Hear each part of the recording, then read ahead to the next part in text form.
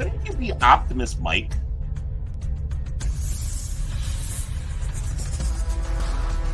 I don't know. Do a role reversal. Be pessimist, Mike. You can be like the anti-Optimus Prime. You know, if you can dodge a wrench, you can dodge a ball.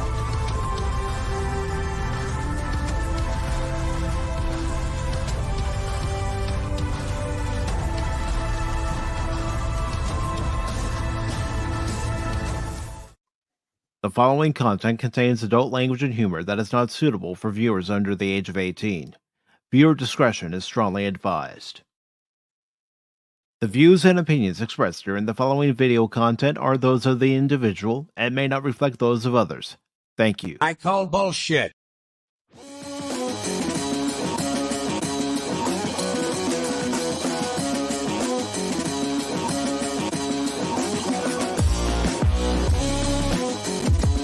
Pop Talk is where it's at, baby.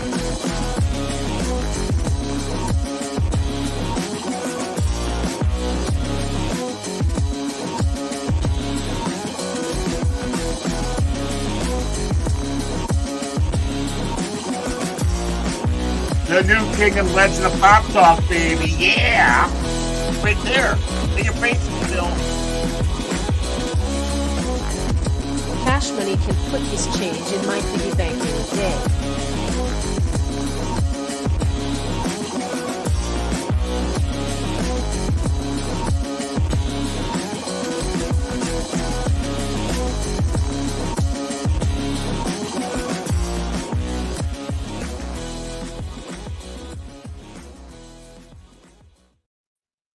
Coming to you live on X, YouTube, and Rumble. It's Pacific414 Pop Talk with Baron Scream, Casatron, and I, Optimus Prime. And tonight, That's my coronation. Coronation. And tonight, humans, Autobots, and Decepticons, we are watching Transformers the movie. The original animated movie from 1986, featuring the voices of Judd Nelson, Leonard Nimoy, Eric Idle, and also Peter Cullen as Optimus Prime, and Frank Welker as Megatron. And we can't. You see Orson Welles? Orson Welles in there? Mm-hmm. Yes, Roger C. Yeah, and Roger C. Carmel, Harry Mudd himself. Yes, John Moschitta Jr. as Blurr, Mm-hmm. and Lionel Stadler as Cup. Mm-hmm.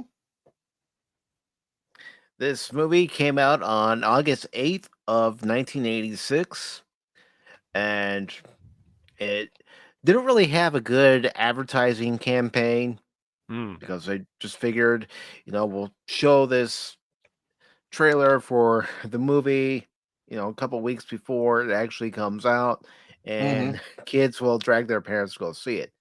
Well, I asked my parents to take me to go see it, which they did, but they went and saw Top Gun. I went and saw Transformers the movie. I think you picked the right one. Oh, well, I mean, we can't. Well, Top Gun's a great movie in its own right. I mean, think about some of the movies and also some of the events that happened in 1986. Unfortunately, we had two tragedies in 1986. First, with the Shuttle Challenger explosion on January 29th of 1986. And then I believe it was April 17th. I could be wrong on that date, but I believe it was April 17th of 1986 where the Chernobyl incident happened. Yeah,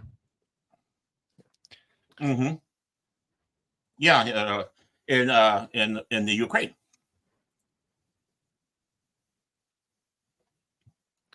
Of course, some other notable movies to come out in 1986, and it was a big hit. We had Star Trek IV: The Voyage Home. Oh, yes, very good film. Yeah. Yes. Which was directed by Leonard Nimoy, who voices Galvatron in the series. And one of the tidbits for this movie, one of the mandates for this movie was to kill off all of the 1984 line of Transformers, except for a few characters. Some of Mhm. those characters who were killed off, it was because their toy was no longer going to be sold on store shelves. But there were Mhm.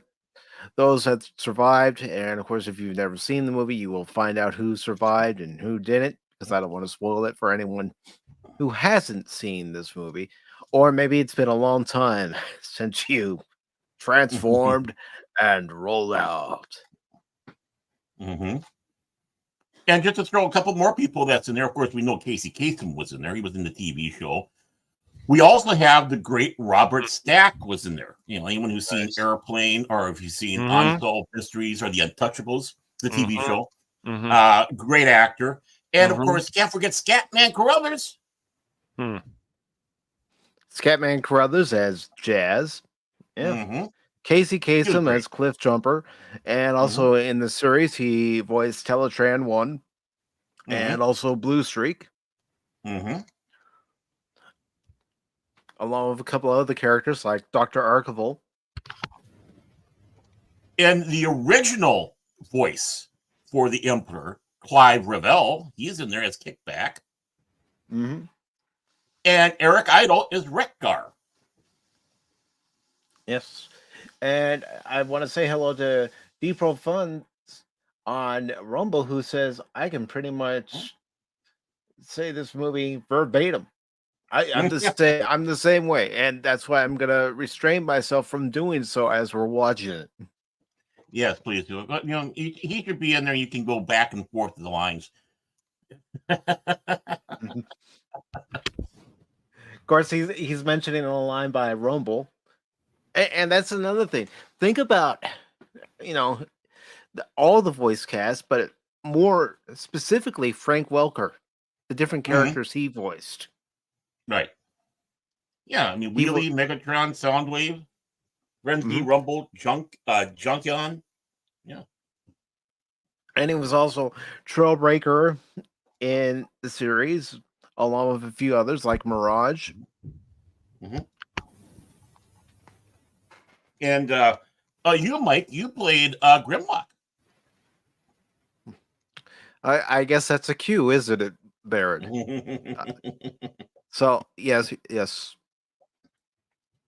I know what Barrett's referring to in case anybody's wondering. But yes, me Grimlock in the movie, and me Grimlock King. Mm-hmm. I don't care what anybody says. That's a fun voice to do. Oh, Grimlock's great. He's almost like having a wrestler in the Transformers. You know. Mm-hmm. And there is a little tidbit I am gonna talk about right now before we get into the latest episode of Beverly Hills 414 by Really. T-Gap Steve. Is Mm-hmm. that all 5 Dinobots are in the movie, but here's the problem: the animation model for Snarl wasn't passed around to other animators, so you Uh-oh. only see Snarl twice in the movie. Mm. But I'm not going to say where you see him. But contrary to what some might believe, all 5 Dinobots are in the movie.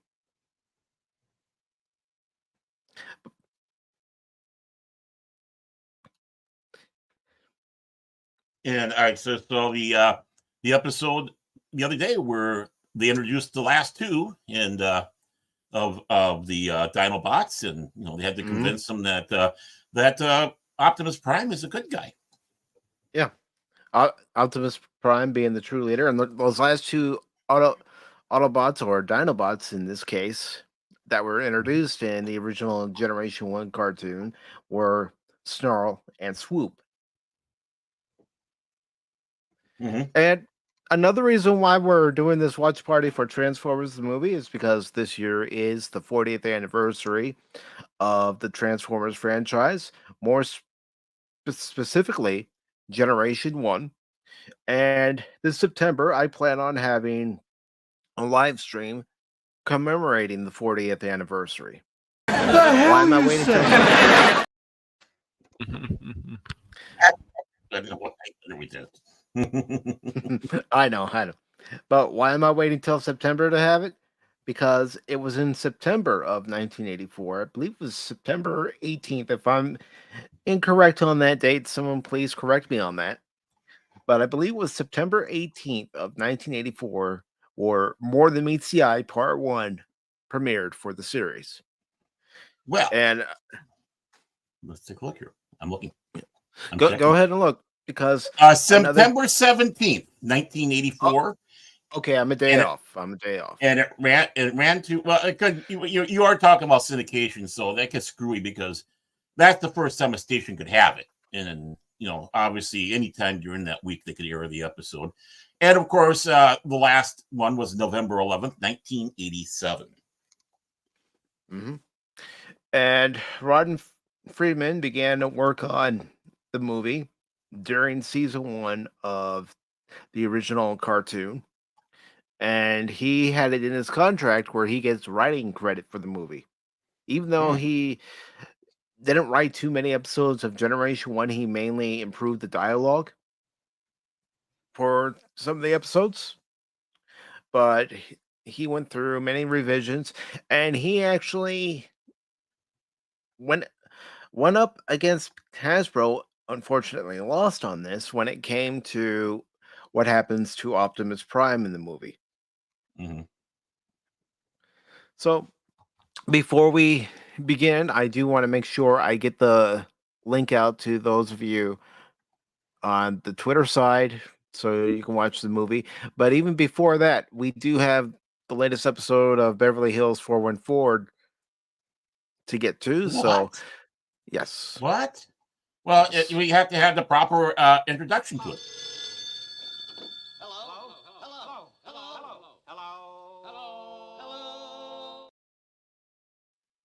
We really need to have a theme or opening theme for it. The way it's been going.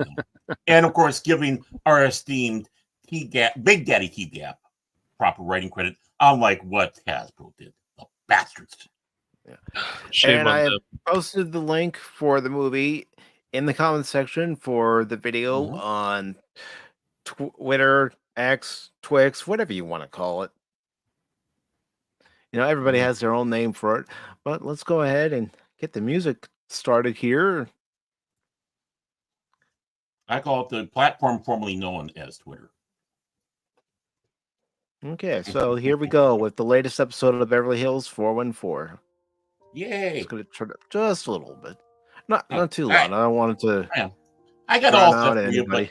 you, but I got all stuff for you, but obviously just need to do a little tweaking here and there with that. But no, that's why you got me here. I'm kind of like you're a producer, man. I'm a producer, man. And if you guys want to jump in and read some of the story, you can go right ahead too. I think that's a cue. Oh, Phil can't. Previously on Beverly Hills 414. Boom, boom, yeah, I'm gonna try to do it all as Optimus Prime. You'll have to forgive me. I can do everything on Starsream. Real quick before we get into this, it is the voice of Optimus Prime. It is the performance by Peter Cullen that has influenced so many, not just of my generation, but so many generations. And Mr. Cullen and Mr. Welker, for your influence as well. Thank you, gentlemen. Mike, you know how I always say that Cash is a Christopher Nolan simp? You're a Peter Cullen simp. Plain and simple. I don't blame you, though. He is great. He's a great voice guy. Yeah. And he seems to be a nice guy, too. He seems like a genuine nice guy. Yeah. He's humble. Mm-hmm. Yeah. Baron had slowed his car to a stop. The speedometer taped at 50 miles per hour, so the needle thought it was going full speed. Even with the car not moving, he was alive. A quick inspection of the car found the C4 several bricks worth stuck under the driver's seat. If it had gone off, it would have sent him into orbit, where he might have encountered Omega Supreme or Astro Train. Leave it to the Autobots to have something like that. The Decepticons. Or given extreme brain damage, we could transfer him Really? to an Autobot body, and he could Mhm. be Autobot Baron. Megatron. I don't know. Megatron. Mhm. Have that Later winch on, in that gift. Can I have that winch? sure. I want to impress the Autobot girls, you know. Later on, after he had called his buddy to come out and make sure the thing was disarmed, did he find out that his trick hadn't in fact worked, but his would-be assassin was fooled? Sounds like a Decepticon, Prime. I had to throw an Ironhide. Why not? I'm gonna have fun tonight. Well, he did Ironhide too, right? Yes, Peter Cullen voiced both Optimus Prime and Ironhide. Mm-hmm. I know a little bit. I'm learning. Or relearning is more like it. Oh, the fuse went and triggered. See here, this little bum mark? Had this been C4, you'd have been blown sky high. Problem is, it's just bricks of molding clay. Had been the short version. I might even throw in a little bit of Ironhide. Modeling clay wrapped up and sold as C4, and then packed into his car by what was that guy's name again? That's probably Starscream. I'm looking right at him. I'm looking right at you, Starscream. Rules. Was it a guy? Maybe Baron didn't want to spend too many brain cells thinking on that. Dude. Real quick, I do want to welcome Janet from another planet. Hi. I mean, are we gonna see it? The show or what? I have the link in the private chat for all of So us. we'll to be watching it over there or Yeah. something. Well, Yeah. you could just click on to the link and watch it, and I'm just gonna get to this latest episode of Beverly Hills 414 real quick. Yeah. Okay. But where is the link at? So I can see. It's in the private chat. It's in the private. No, it's not chat. in the private chat. You have it, but you do have it in the main chat. in the main chat. I posted it in the private chat. Well, I don't see anything. I'm in looking there. at it right now. Oh, I just see B right There's back. nothing there. Yeah. Yeah. Oh, I'm looking right at it. I'll go ahead and share my screen. I know, but post it again because there's nothing there. Just a second here.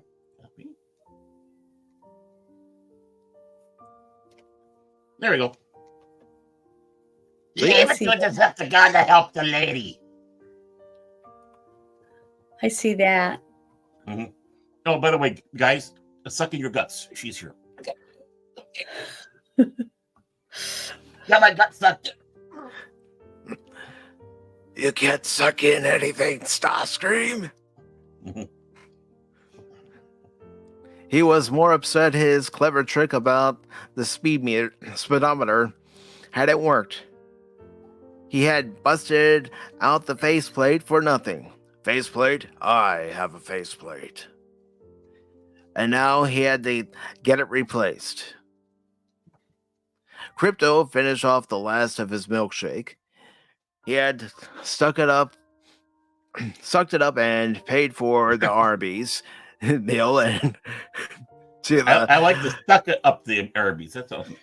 yeah. Try saying it. And this soothe his pain. What pain? He's Megatron. He has no pain. His pain at spending money had even gone for the milkshake. He would have made Starscream pay for it. What's up? It was good, though not entirely spending money good. Even taking more napkins than he'd need so he could claim. Claim. Yeah. That's why I said I might need you. I'm ready, man. I'm ready. Oh, Free napkins, as he does. Didn't lift his spirits on the walk home. Go ahead and take over, Baron. Okay. There you are! Cried out a squirrely voice up ahead of him. Phil leapt out, all hunched over with his finger pointing at Crypto's chest. I finally tracked you down! Where's my net force? No. Not now, Phil. Not now, Phil. I'm in a bad mood. And what do you think you're going to do anyways? Crypto said, as he was already in a bad mood. And now this. Can a man wallow in self-pity and peace? I'm gonna... Phil paused. You... Another pause. What about the force? It was obvious Phil hadn't thought that far ahead. There was no way he could manhandle Crypto back into the maze of death. Look, Phil, you already forced me to pay to eat Arby's today, which has me in a really bad mood. Now, about you, call that a win and go away. Crypto said, mainly because he was grumpy. Oh, what is he? Phil wasn't sure how to take that. He didn't know what paying to eat Arby's meant. And Crypto always did kind of have a dour tone of his voice. I think it should be to his voice. You know, he got me to edit this stuff. He's just about as bad as Bounty in the comics. So it was hard to tell if he was depressed. I know. I'm teasing. I'm teasing TK. No, I'm not. Phil didn't know what the problem was. He ate Arby's all the time. He even had coupons. But he wasn't too proud to take a win, even if he didn't understand at all that happened. Yeah, you ate Arby's. My destiny plan succeeded. That's what you get for not having net worth. The laugh was like a piggy squeal to the tune of nails on a chalkboard. Yeah, that's Phil. As he danced off along the way. Mike wasn't on Cloud 9. He had left Cloud 9 back along the way somewheres as he returned home. He had just had the most magnificent lunch with Officer Hot Pants. He said, wait, doesn't he mean Alita 1? Maybe. She had said, yeah, okay. He was asking as they talked, though he couldn't for his life of himself remember specifics. Laughed and had a good Italian meal. And she seemed to enjoy herself. Oh, shit. The meal! He had a takeaway box that he had left sitting on the roof of her car when they had gone their separate ways after. Oh, if it had blown off and made a mess. He already had his phone out to call when he heard someone clear her throat. Finally realized you forgot your doggy bag? A familiar voice said with a bit of humor. He looked, and there she was, holding the box with the remains of his lunch and smiling a coy little smile as she looked at him. Whoa, I will, yeah. How do you know where I lived? She rolled her eyes and shook her head. If I didn't have your address memorized by now, out of sheer repetition, I'd have to have amnesia. Maybe I should have amnesia, but that's beside the point. And even then, I'd probably still remember. Ooh. Mike stood there grinning like a goof as she looked at the door. Well, you can take your food or invite a lady in for a drink. It's a little awkward standing out here on the porch like prom night. Ooh. See, that's the audience. Mike went. Yeah, I gotta get my soundboard working. That's the thing. Yeah, you got it. Yeah, we gotta make this sound a little bit more like Married with Children. You know, Cash comes in.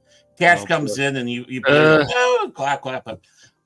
Mike went and unlocked the door and ushered her inside. Heading up the stairs, he had a bit of thought that he hoped Mexican Iron Man wasn't still sleeping on his couch. Will Barron ever remember the person who tried to kill him and what dastardly plot he had foiled to earn the death mark? Or will he forget and wonder why his dashboards needed fix? You know, why his dashboard needs to be fixed. How's that? There you go. Good job. Has Phil really won in this battle of wits? Or has CryptoCoin outplayed him in the 4-dimensional chess game by using the Arby's coupons before Phil could? Wouldn't it be McDonald's? But sure, whatever. Well, somehow it's switched over to Arby's. I don't know why, but I always thought it was, I don't know. Maybe he's moving up in the world. I don't know. Ah, okay. Besides, this time of year, they have better fish sandwiches. Can Mike continue to make this day better and win with Officer Hot Pants? And did Mexican Iron Man leave his apartment? And if he did leave, did he use the open window or the closed one? All this and more as Beverly Hills 414 continues. After these messages from T-Gap Steve's Merkin Mercantile. Back to you, Mike. Thank you, Baron Scream. And before we begin the movie, I want to say hello to DJ Ronnie G, or should I call him the Perceptor of the group? Nerd! Look, his back. Look, his back. She's smiling, too. We didn't scare her off yet. Yay. Is this going to be the actual movie? Yes, it's going to be the Is this actual a movie or a cartoon movie? It's the actual animated movie from 1986. Okay, the animated one. Okay. The good one. The good one, the best one. The real Transformers movie. Oh my God, who the hell cares? Oh my God, who the hell cares? Peter, settle down, man. And of course, we have Jason Fox of 540 Studios. I'm going to call him Warpath. Okay. Warpath. Yeah, he usually is on one, isn't he? Hey, you're crazy Norwegian. How you doing? So, ladies and gentlemen, I have posted the link to the movie on the YouTube side, the Rumble side, and in the comment section on Twix, X, Twitter, whatever you want to call it. And we are beginning the movie in 5, 4, 3, 2, 1. Ooh, look at that. DEC, the land, whatever. I don't know, but there's a lion. He's cool. I like him. Seen the movie? De Laurentiis Entertainment Group. Yeah. Osenbo and Marvel? Yes. Marvel had its hands in making both the comics and the animated series. Hey, look, it's Death Star. So, well, some say that Unicron was inspired by the Death Star. What there's an animated show that had something that looked like that too. I can't remember. Ooh, Cybertron. The animation was done by Toei Animation. So technically, this is anime, right, Mom? Yeah, it's considered an anime, just like G.I. Joe. Yep. Oh, do you see that? There was Autobots kids. Oh, all right. A little fun fact about this planet and the robots you see here. They're distant cousins of the Autobots and Decepticons. Distant cousins? Oh. Yes. Oh, this is a Cybertron? No. Oh, no. Oh, there goes those toys. They never had toys in '86. It wasn't until recently they actually came out with figures of Kranix and his people. See, they could have had him in there. Man, look at that. They could have those action figures. And what were they? Oh, wow. And there was even a prototype of Unicron that they made, but they never released. Now, that would have been cool. It wasn't until 2005, I believe, that they actually released a Unicron figure for Transformers Armada.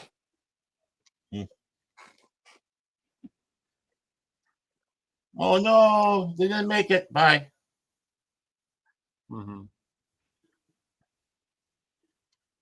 Yeah. You think this is bad? Wait until you hit the colon.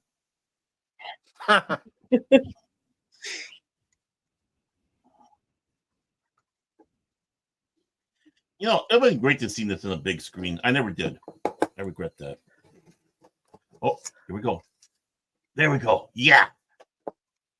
And the main theme here is being done by the band Line.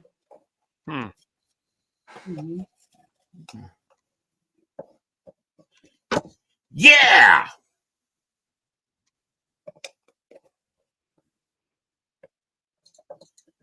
And that's the thing. This had a kick-ass soundtrack. Ooh, It did. Doctor Who. Of course, this movie did have high video rentals when it was released on VHS. And the first DVD for the movie actually came out in 2006 for the 20th anniversary of the movie. Ooh. No, I should get this. How And on that DVD, you have commentary by Flint Dille, who was one of the writers for the series, and also Susan Blue, who voices Arcee. Lionel Standard, who was in Heart to Heart. Good show. Very good show. Orson Welles trying to figure out why he was doing this movie. This is his last film, I guess he did before he passed away, right? Yeah, last film. Here's one of the things about Lionel. He was having a hard time recording his lines for the movie. So Neil Ross, who voices Springer in the movie, actually stood in front of him so he had someone to interact with. Victor Caroli providing the narration, just like he has for various episodes of the series. Ooh.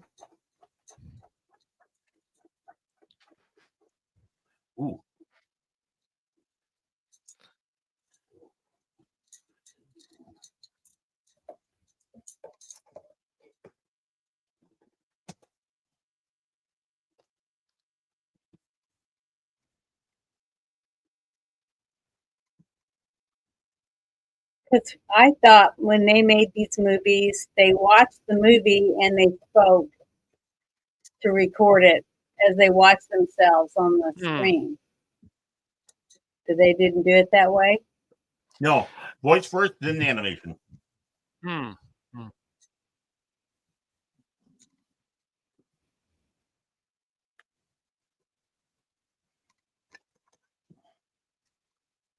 Yeah, this was Orson's last movie, but his last appearance was in Moonlighting.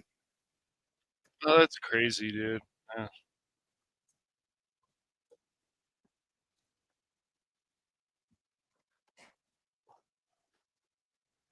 Scatman. Scatman Carruthers. Spike. Dan Gill was in as Bumblebee and Corey Burton as Spike. I just found this trivia. It said this was Orson Welles' final film before his death on October 10th, 1985, at the age of 70. He recorded his lines 5 days prior on October 5th. Yeah, one of the things about him recording his lines is he was having such a hard time that in post-production they tried to save as much of his voice as they could.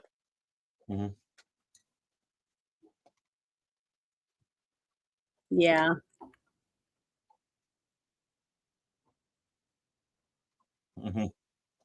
Shockwave and Soundwave. It says it was also Scatman Carruthers' last film. Yes, it was. And he was 76 years old. Wow, that's amazing.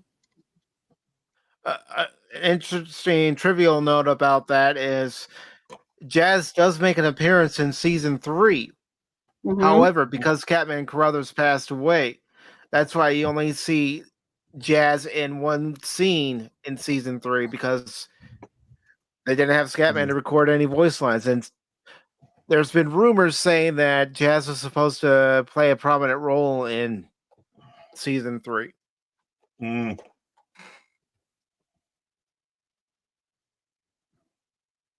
Megatron. Yeah, it said the film is considered the bridge between the second and third seasons of Transformers 1984, as several third season characters are introduced here and several first season characters are killed or altered. Megatron, to Galvatron. So, As mandated by Hasbro, which Ron Mhm. Friedman didn't want to do, but Hasbro was saying, get rid of him. Mm-hmm. got to do what the Yeah. boss man tells you. Yeah. Mm-hmm. And here For we the actually money. start seeing Transformers actually die for the first time. Yeah. And it did affect kids in the theater. Mm-hmm. Some have even said, there goes all my collection, all my toys. That was you, Mike. Well, No. every No. time they kill someone off, though, it makes your character that much more Right. valuable. Yes. Yeah. Mm-hmm. It makes a point. Yeah. Well, just like with Ironhide here and also Brawn earlier, some are Mhm. saying those are one of the two toughest Autobots. How can you kill them? Well, the thing Yeah. is, what good is a good fight if no one can lose? So you have to Right. have Yeah, some exactly. weakness to Right. be able to make it worth the Mhm. fight and for you to be rooting for your guy to win. You know what I Exactly. mean? Yeah, Right. and that's So what they I were think trying.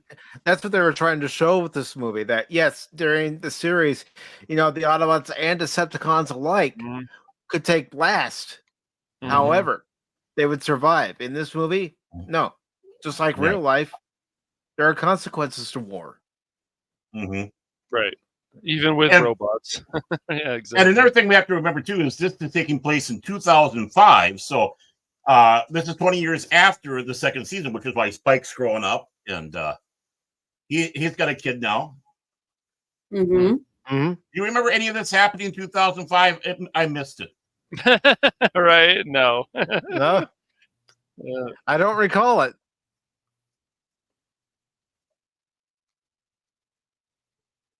Judd Nelson as Hot Rod. Mm-hmm. The greatest Autobot ever.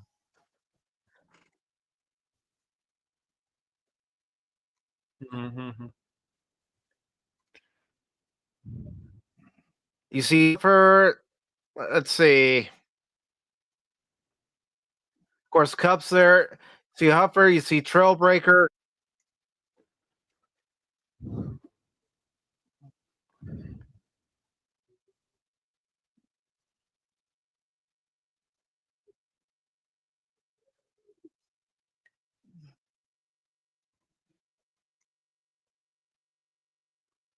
Uh-oh. I wonder what the sales were for the soundtrack It was, because it was I think pretty it was pretty good. good. Mhm. Yeah, I was gonna say the same It's a thing. great soundtrack. Yeah. Yeah, I think so. I remember some of the songs, but not all of them. But I wonder. I'm gonna look that up real quick and see Okay, anything. I actually have a couple of copies of the soundtrack. One of the original soundtrack on CD, and then another release of the soundtrack on CD that also includes movie score music from Vince Nicola. Mhm.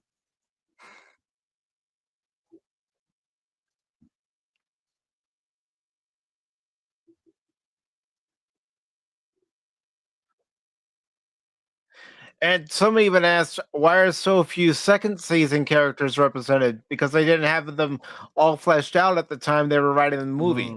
Makes Mhm. sense.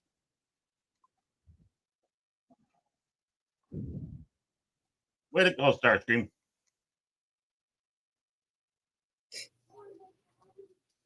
Yeah, that's Mike driving a Mad Max. Uh, A fun game. yeah. It is. But, you know,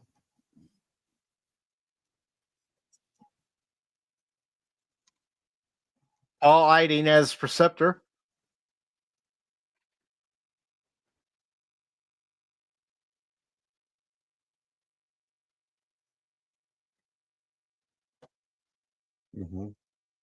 Robert Stack. Yep. That's cool.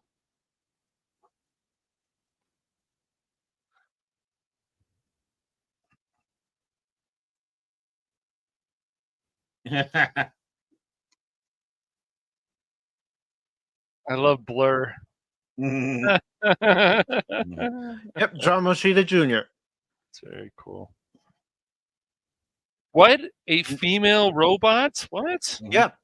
Yeah, which is why you see the female Autobots in season 2 of Transformers. Mhm.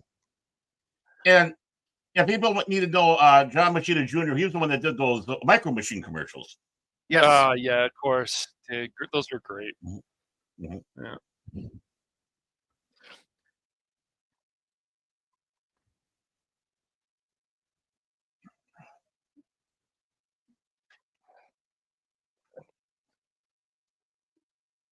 Mm.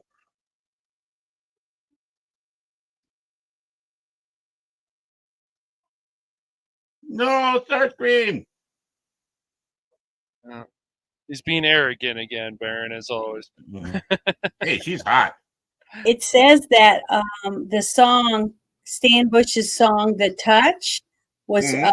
featured in the film. It says it had been originally written for the Sylvester Stallone film Cobra. Did you know that? Mm-hmm. Yep. I didn't know that. So that's pretty cool. And it was used in Boogie Nights by Mark Wahlberg. Marky Mark. Yep. It says it's a remix is also featured in the 2012 video game Transformers Fall of Cybertron. Mhm. For the I guess for the song featuring it also featured in the 2018 film Bumblebee. So see, it was pretty popular, very popular. Yes, it was. Orchestra. Ooh, ow, ow. And the female Autobots were introduced in the second season episode, The Search for Alpha Trion. Mm-hmm. Mm-hmm.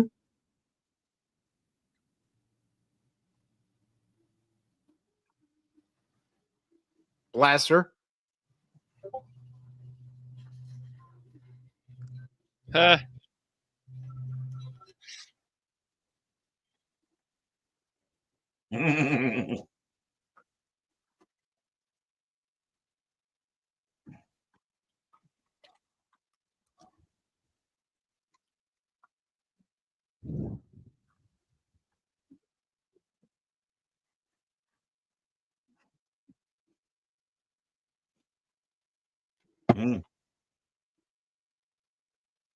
Radio versus radio.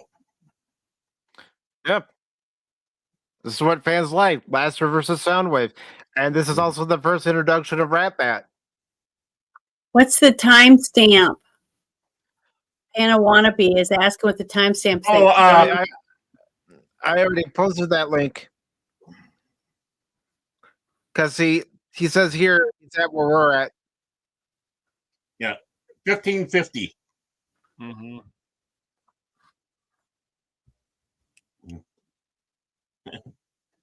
Mm-hmm. And of course, if Soundwave has cassettes, so does Blaster.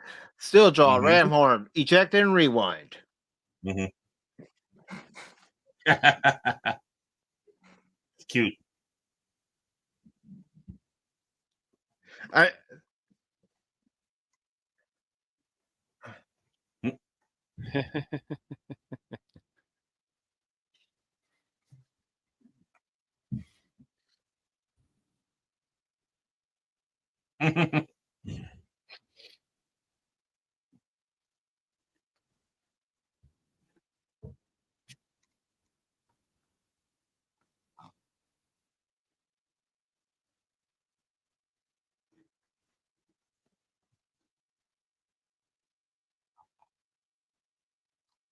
Wind Charger and Wheeljack.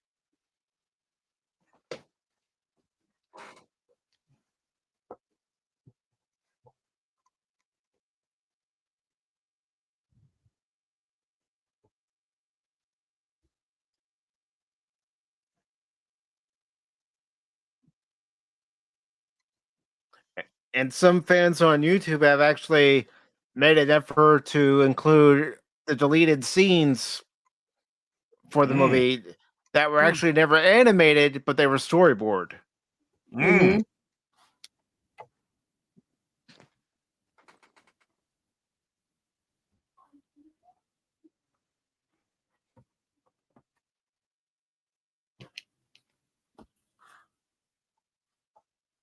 Mm-mm.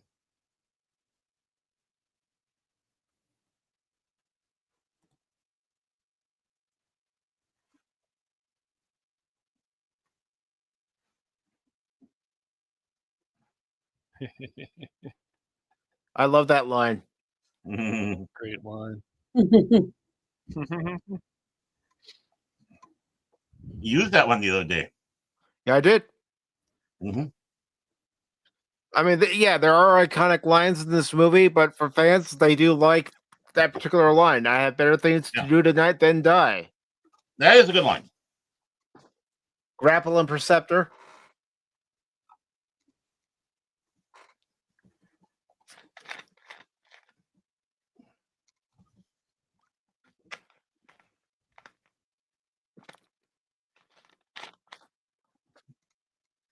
Uh-oh, what we got here?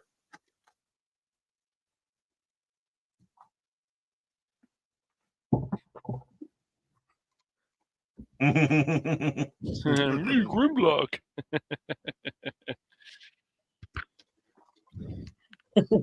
And again, because Snarl's animation model wasn't included, that's why you only see Swoop, Slag, Sludge, and Grimlock. Mm-hmm. Mm-hmm.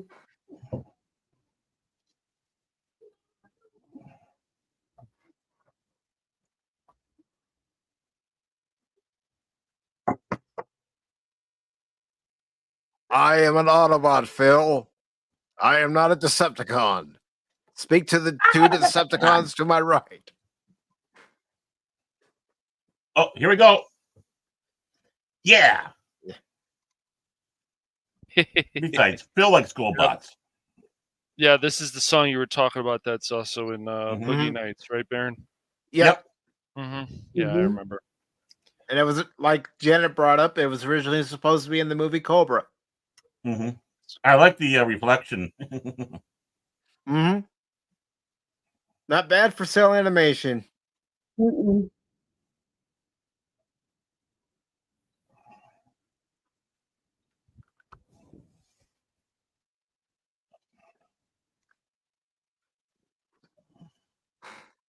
Way to go, Optimus. Oh, he's the hero. 20 minutes in. Yep.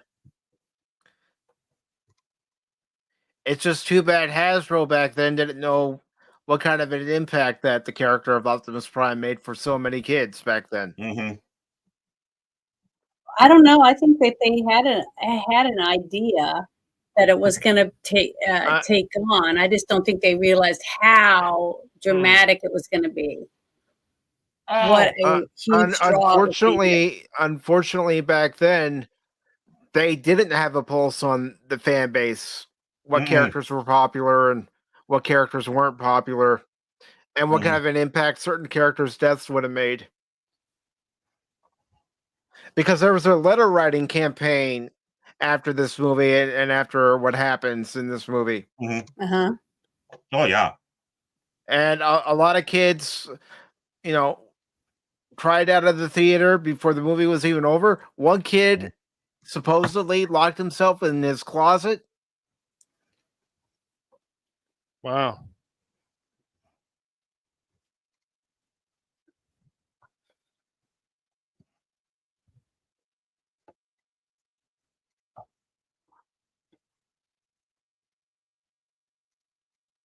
Mm-mm. Yeah, Grand Mercy. Mm-hmm.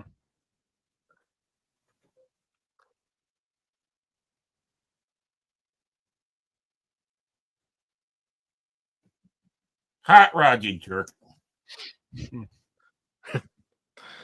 I don't know how accurate it is today, but there are fans who blame Hot Rod for this scene right here.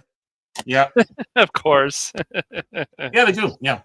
That's it. Yeah.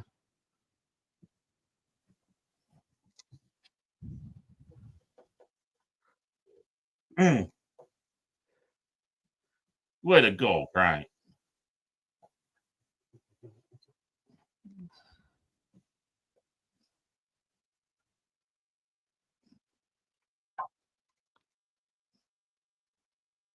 Mm-hmm.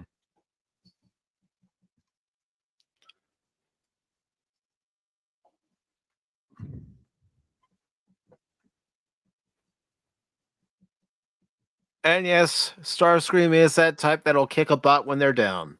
Oh, of course, man. Of course I am. He's quite arrogant too. Yeah, Always wants to be the leader of the Decepticons. Yeah, They got to be the worst of the worst that's right. to control all the other bad guys. Mm-hmm. Mm-hmm. Yeah, actual bad guys, not this misunderstood crap, Janet. Yeah, I know. Mm-hmm. Hey, I think Starscream is very misunderstood. Oh, do you? I'm sure I you don't. do. I don't. He means yeah. the best. He means the best for the Decepticons. He really does. He sees what needs to be done, and Megatron is not doing it right. Uh-huh. You know, if I was doing It was quite a my spin avatar there. as Megatron, I would have said, "Silence, bird scream." Yes, I mean, I just did. So, right, you did. Oh yeah. no! No!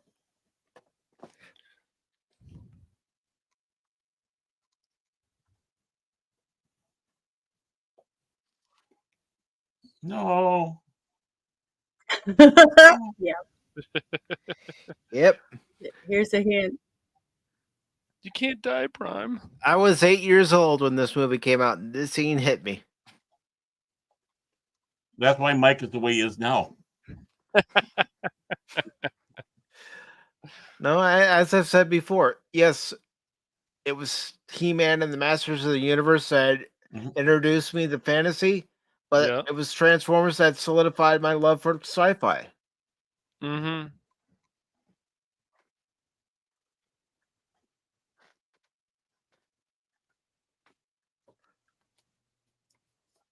Good acting here by both Robert Stack and Peter Cullen. Mm-hmm. Mm-hmm.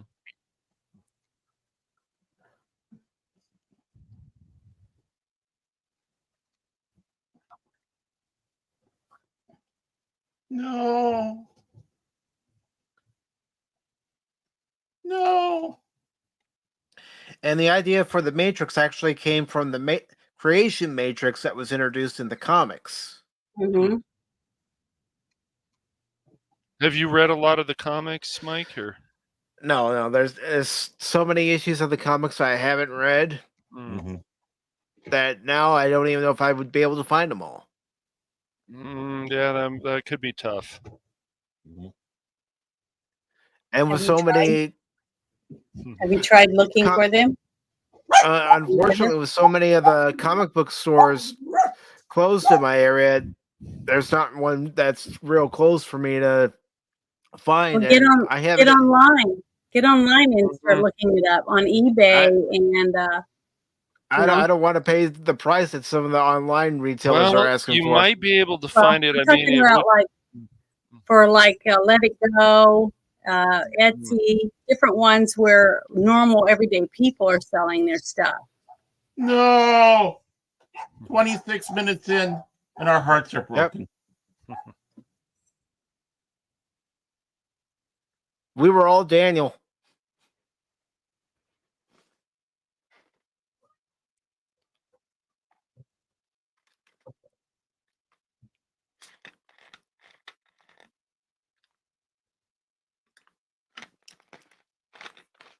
Unicron replaying the events.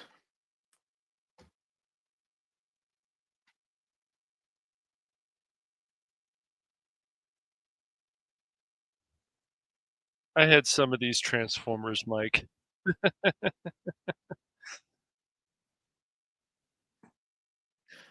I had Prime, Ironhide. I had Scrapper of the Constructicons. Nice. I had some of the mini bots. Mm-hmm. Me too. Like Bumblebee and Cosmos. Mm-hmm.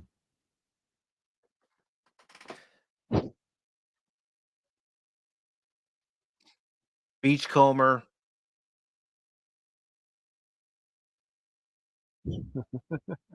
Sea Spray. Yep. The very same clip I used a couple of weeks ago.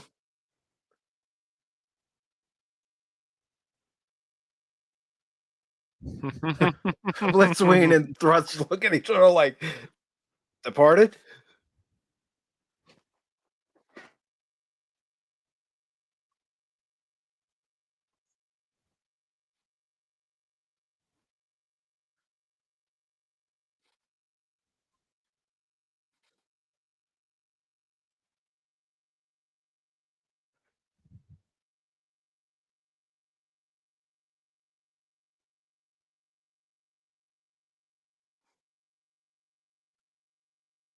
One of the things that fans like to bring up is how could all the Decepticons fit inside Astral Train? Mass shifting. That was the thing back in G1. Hmm.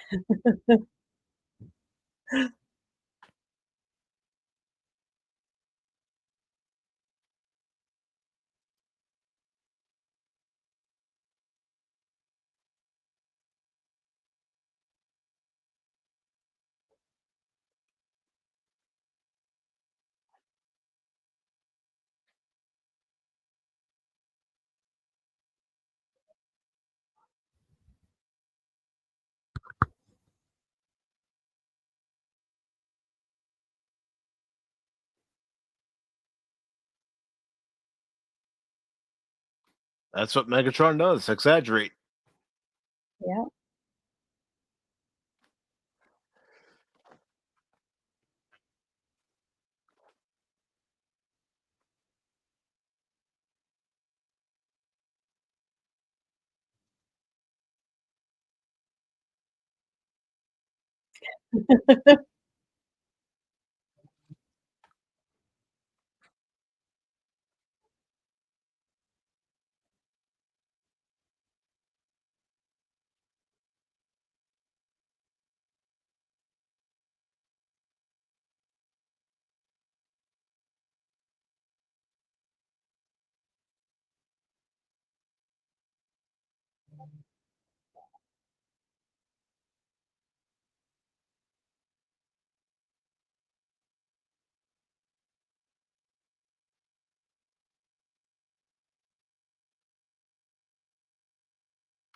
Now, another interesting fun fact is that in G.I. Joe the movie, Duke was written to die.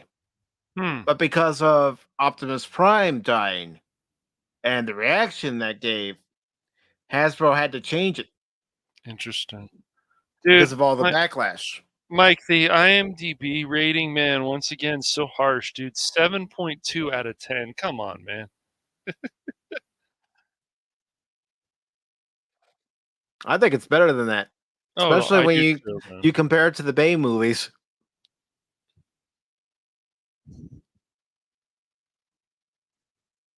Yeah, there's some stuff in the Bay movies, especially the first three, that I go,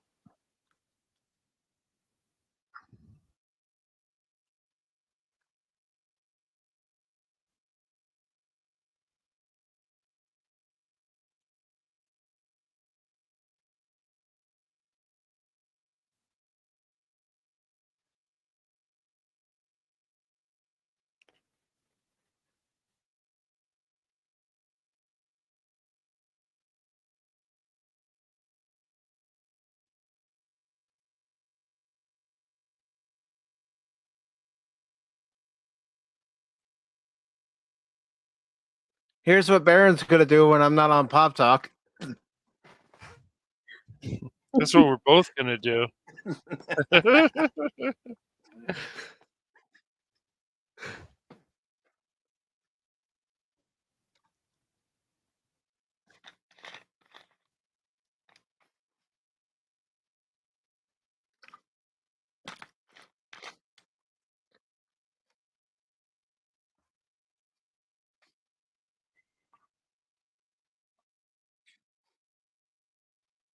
I just put a link in the chat on YouTube.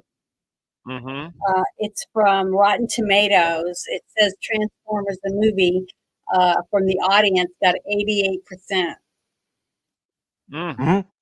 and from the everybody else, the pros, 62%. And that's from over 50,000 ratings. Wow. It's pretty good. Way better than what IMDb has. Mm-hmm. Yeah.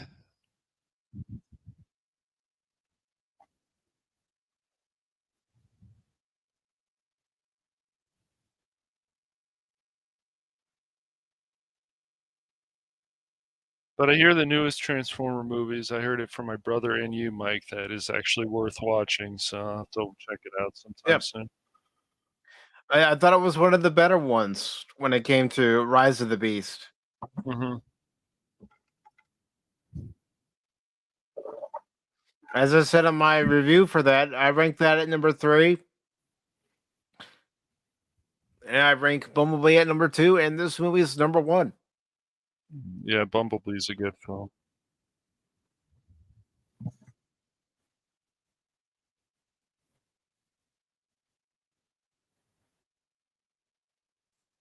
Oh, I have myself on mute. Oh, that's why you couldn't hear me. Oh, not Starscream. Oh, he was the best. He's being a jackass again, man. You know. Best, man. That's right. He earned that position. Are you sure? His hard work. Yeah, all his hard work. He never was appreciated.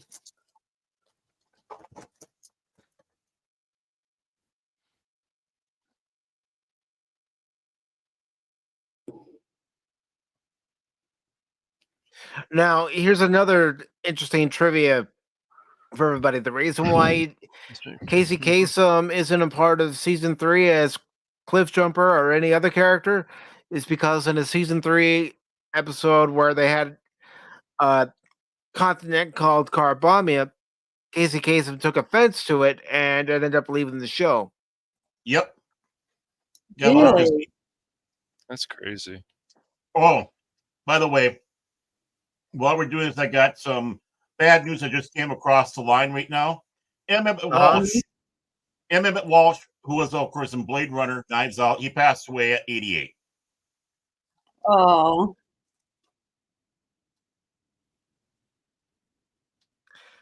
Oh, may he rest in peace. Those are cool.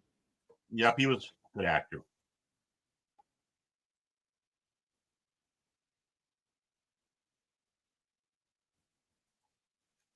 What did he say?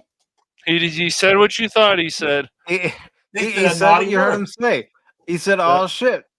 He did. Because they wanted to add the gravitas. Mm-hmm. This isn't the only swear word in the movie. There's I another know, one. I know. Mm-hmm. Well, shit.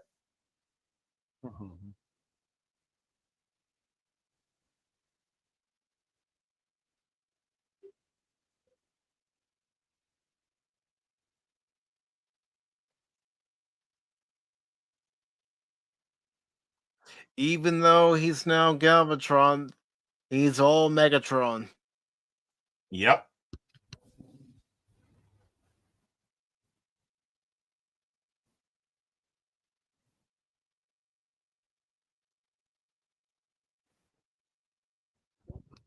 Something, and there you saw Snarl. That's the first appearance of Snarl. Mm-hmm. But even in the season 3 episode of Transformers, Astro Train even mentions Megatron, Galvatron, they're the same guy. Yep. Mm-hmm. Makes sense. Yeah.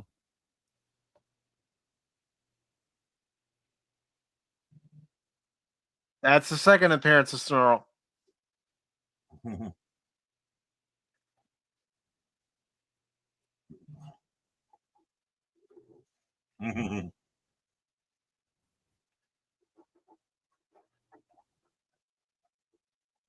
His new enemy.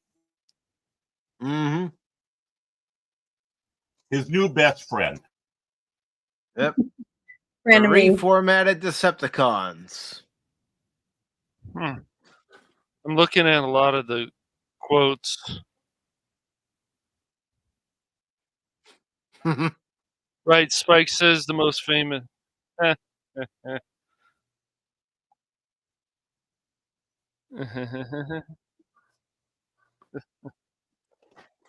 Way to go, Grimlock.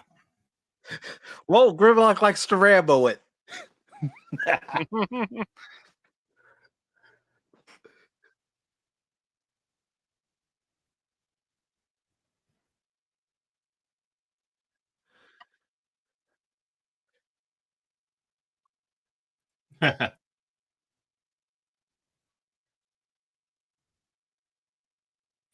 Those pesky Dinobots.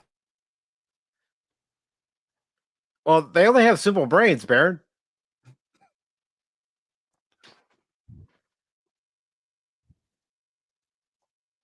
Sounds like us on Pop Talk. Mm-hmm.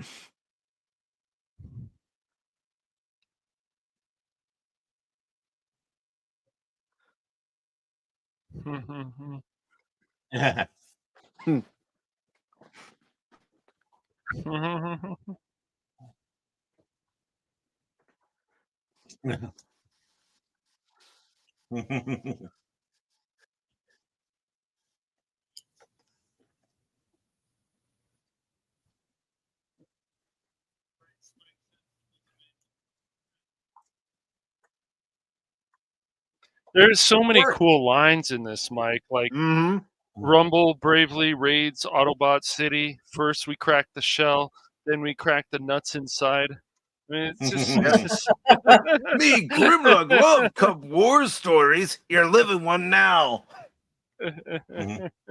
Oh.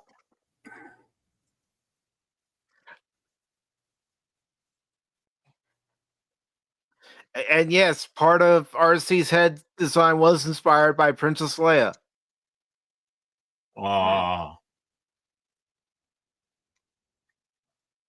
That's not surprising, I guess.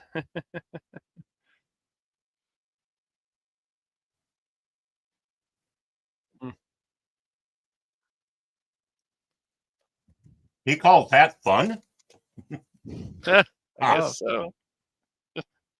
Depending on how long Springer's been around, he could have seen worse. True.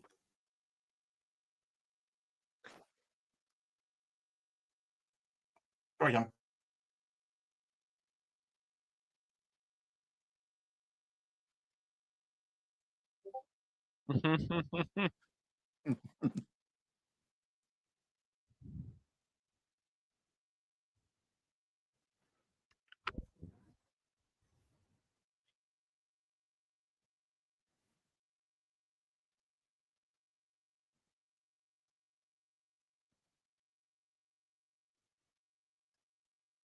Yeah. More Star Wars influence. Mm-hmm. They even had Star Trek sound effects in Transformer. Yep.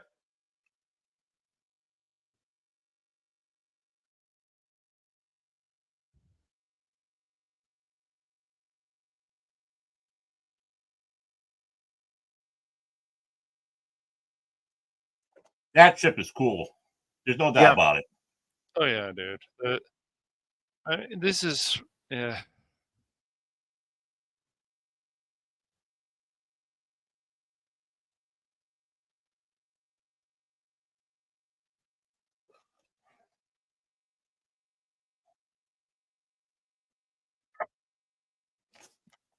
Way to go.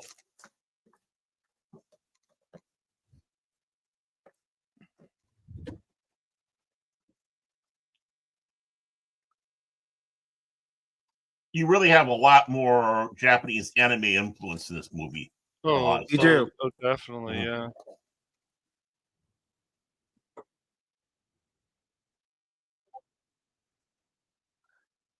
And even after G1 ended, as far as the animated series, after the 3 episodes of season 4, Japan continued Transformers until 1990.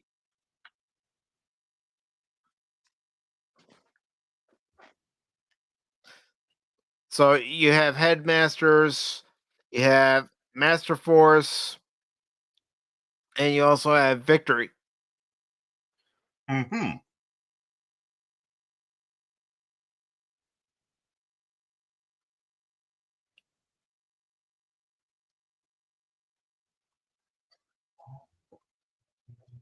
They had that before Star Trek. Yeah, I was going to mention that. The separation sequence, what comes out in 87? Next Generation. With the sausage separation, but Transformers had it first.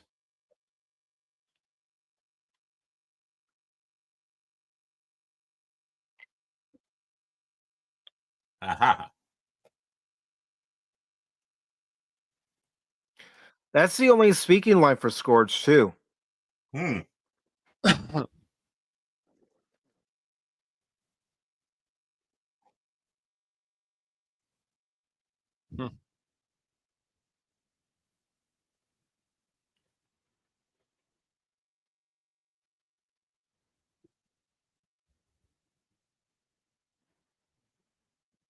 There's just something that you can appreciate about traditional hand-drawn cell animation.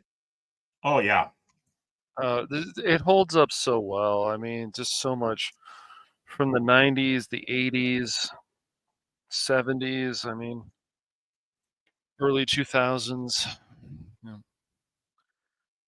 I haven't read them yet, Spock. Are they any good?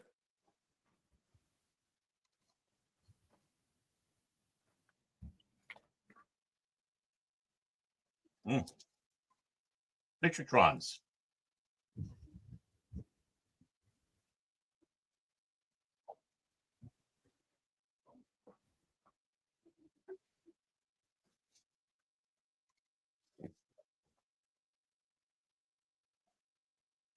Poor Hot Rod. Yeah, He'll get he's out of it. Yeah. Yeah.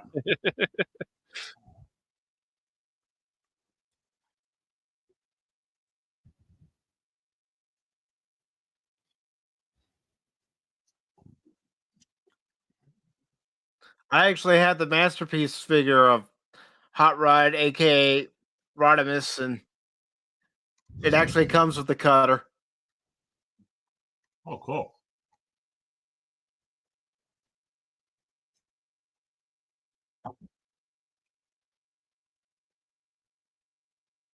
I'll check it out, brother.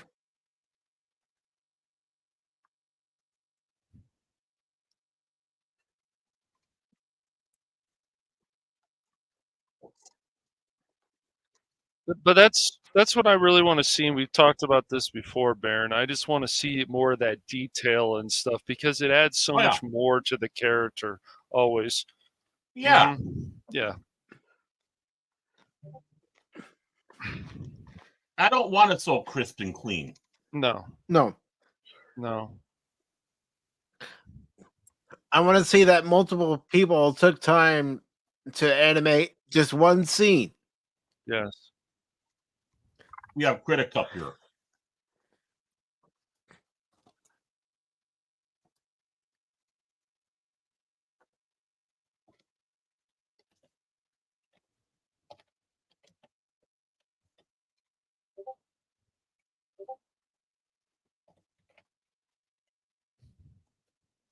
What a great soundtrack. It is. It is, definitely. I mean, I had the soundtrack and I love listening to it, but just see it, seeing the scenes and hearing the soundtrack in the particular scenes. This movie brings back memories of being in the movie theater back in the 80s. Yeah, this definitely has an 80s feel, no doubt about it. And which is good.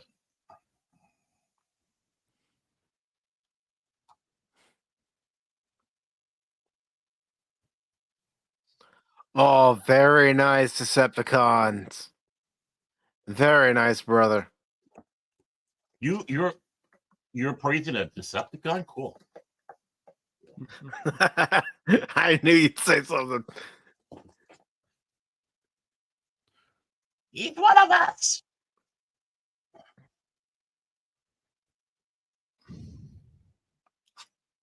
I don't blame you. I do not blame you.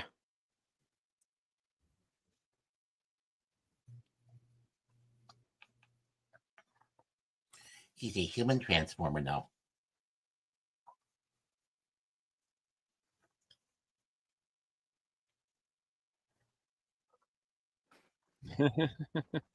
That's so cool. I want to do that now. You want an exosuit? Yes, I do. Can you imagine, Cash? Do they have one that would fit his chin? Yes, they do. Okay.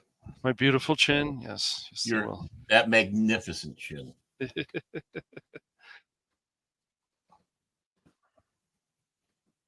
Junk. Oh, Junkatrons.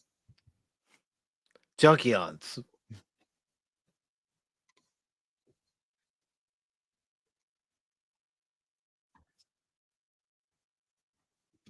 Yeah.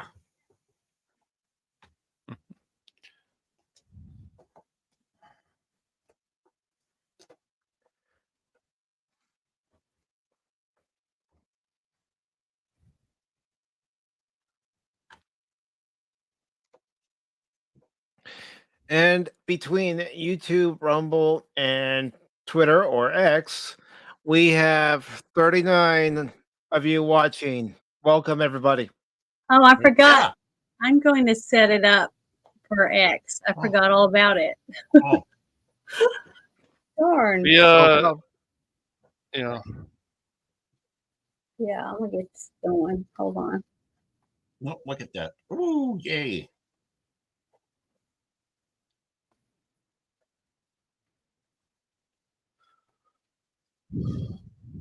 Oh.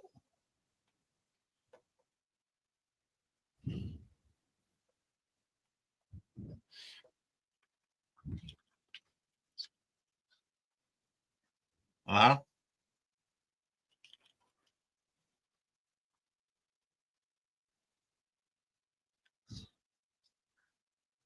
Baron tried the greeting on Cash one time and it didn't work.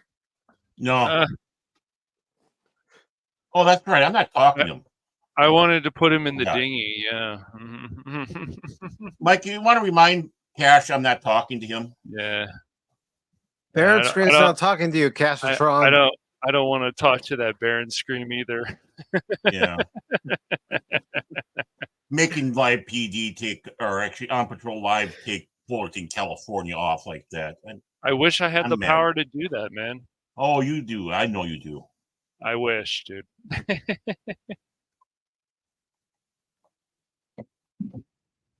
It's funny. I don't know why they did that, Baron. Did they give you a good reason? Oh, they switch stuff around all the time. Oh, okay. That makes sense. You know, contract, stuff like that. Right. Guys with big chins writing in saying get rid of it. On a motorcycle. Yeah. The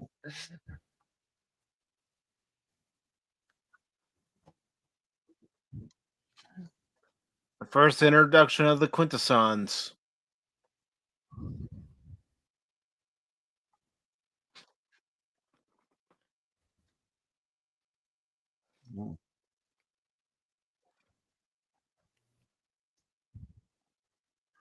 Freaky.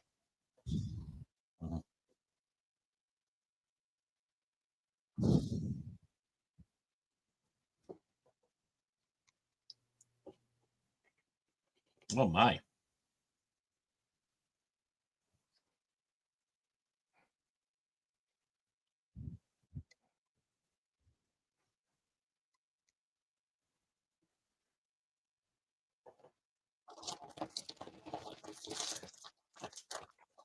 Now, here's an interesting fun fact.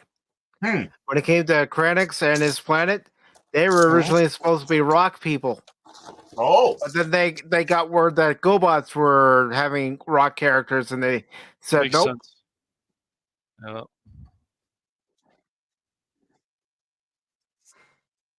Yeah, Phil's favorite show, GoBots. That's cool. Yeah. Yeah.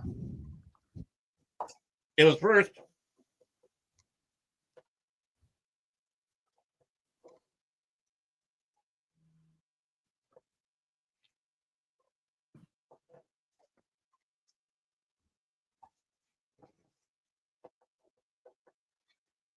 I hate to see what happens if they're guilty.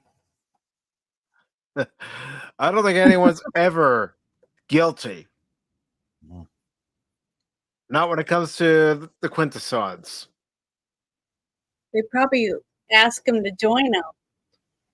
Probably. Probably.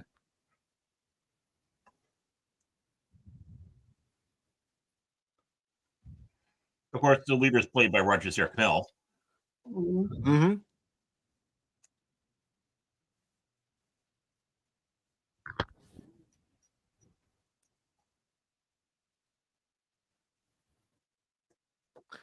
They've used some of these lines from the Dinobots in various games.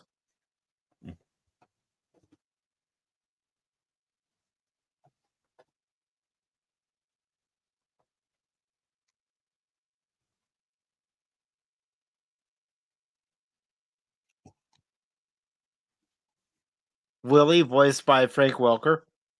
Mm-hmm.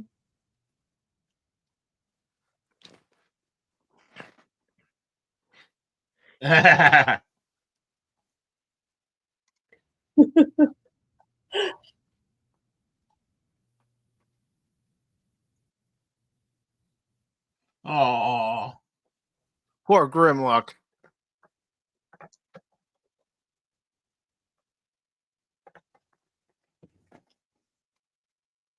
trying to help you, Grimlock.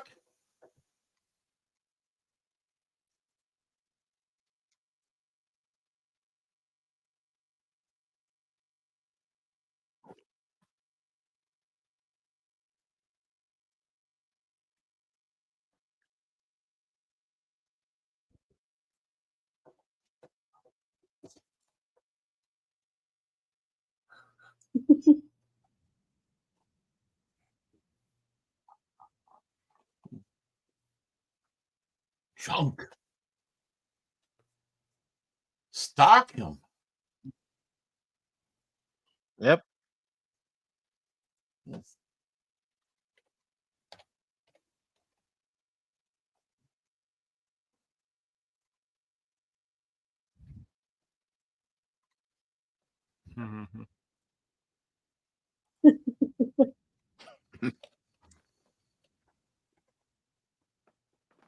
That sounds like the same music from one of the commercials. Yeah. They probably were. Yeah, this one. Spot's causing problems again. That's fine. Everybody has their shows that they like. Oh, yeah. Mm-hmm. Look at Even if those they're wrong. well-placed weapons. One of the shows I like is Beast Wars. Don't Yep. particularly care for Beast Machines, but I like Beast Wars. Never really got into that one.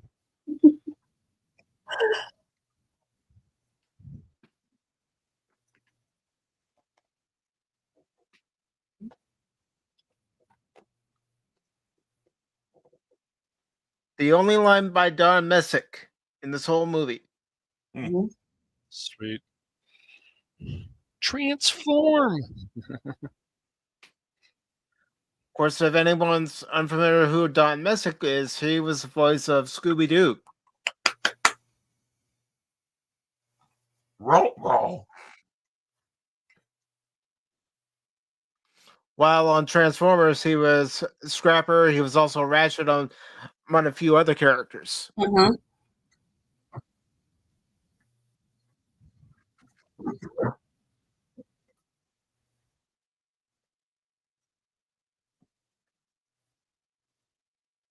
The second curse word. So we've got both the curse words. Mm-hmm.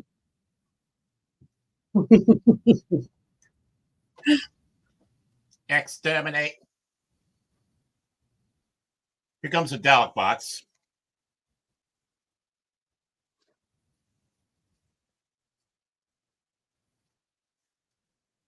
No.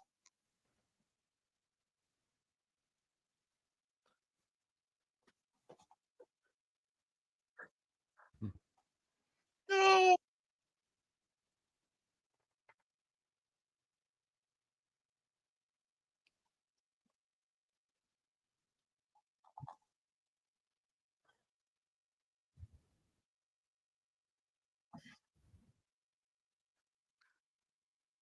Exactly, Spock. And that's one of the things I liked about Beast Wars is the depth they brought to the characters. Mm-hmm.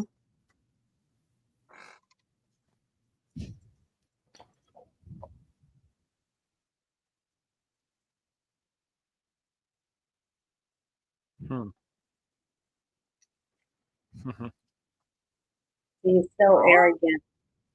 Mm-hmm. It always gets him in trouble.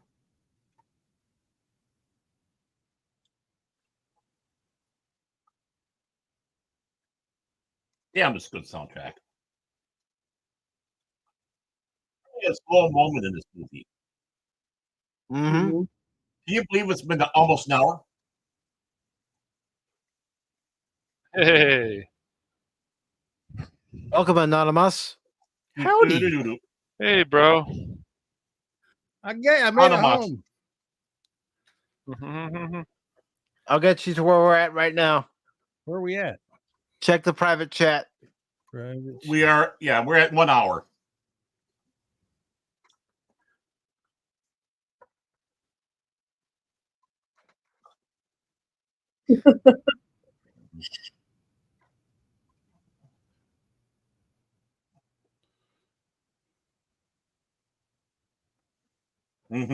Come on, Cup, we can do it. This is Cash and I when we're teaming up. We got this, man.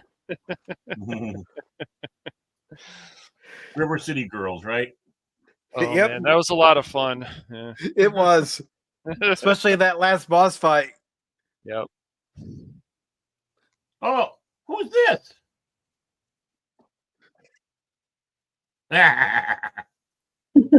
Excuse me. Munch metal.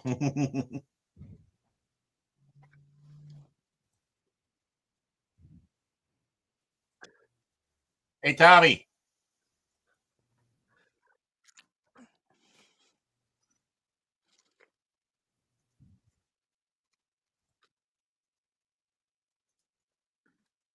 Tommy, the link's in the Twitter group if you want to join the panel, brother.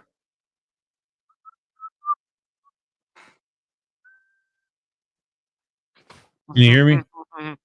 Yes. I can hear you, brother. I can hear you, bro. Okay. Yeah. I just changed some I settings. was just ignoring you. That's all. Hi, Tommy.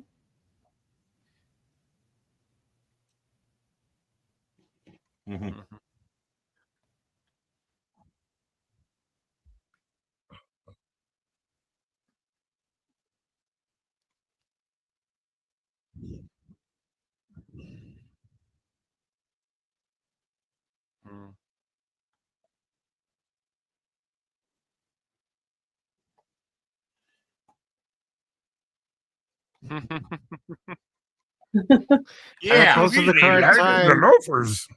that we're out in the movie for anyone who wants to watch it.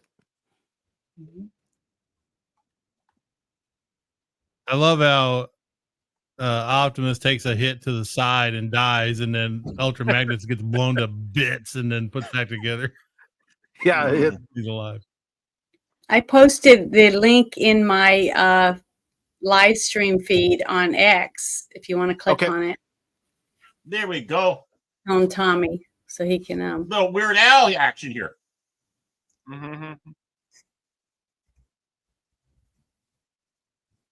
Really, how can you not have Weird Al song in here? Girls? Yeah. Don't listen to me. Well, we needed we had to have a robot with a long mustache. All right, let me go ahead and it's a Fu Manchu. It is. It is. Yes. Yeah, it is. It definitely is. It definitely is. That's great.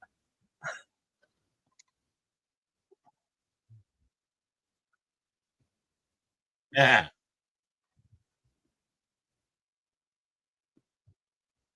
Da-da-dum. Da-da-da-dum. Da-da-da-dum. I know it's like one of those car chases from the 80s or that music. Yeah. All right, Tommy, I sent it to you, brother. Yeah, I hear Weird Al. Yeah, it's funny. Yeah. for Mr. Goodbar. Mm-hmm.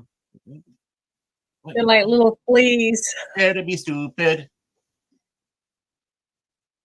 No, why are you bringing the Dare to sad be news at stupid. this happy hour? Freaking stinking fish.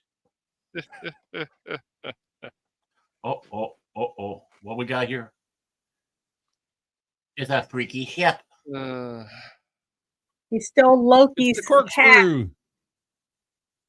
It's the USS Corkscrew. Mhm.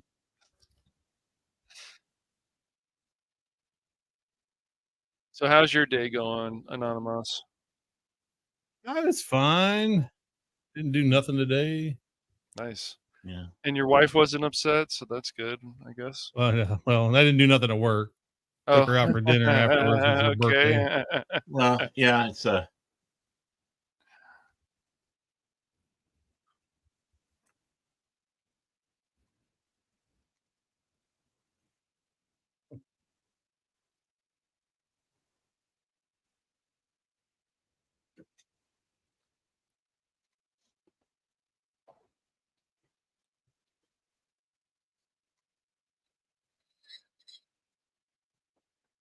yeah, it was very appropriate to have that. With That means I want to ride you hard and wet. Wow. Leave it down, monsters. You mean that for all he knows? You don't know. Dare to be stupid. Dare to be stupid. Isn't that the motto? Isn't that the motto of our show? It is. I think the Junkions are gay, man. They ride each other and they're kissing on Dinobots. Wow, Autobots is jealous. He is. He wants to be with them, you know? Leave it to Anonymous. He just comes in with the hot take.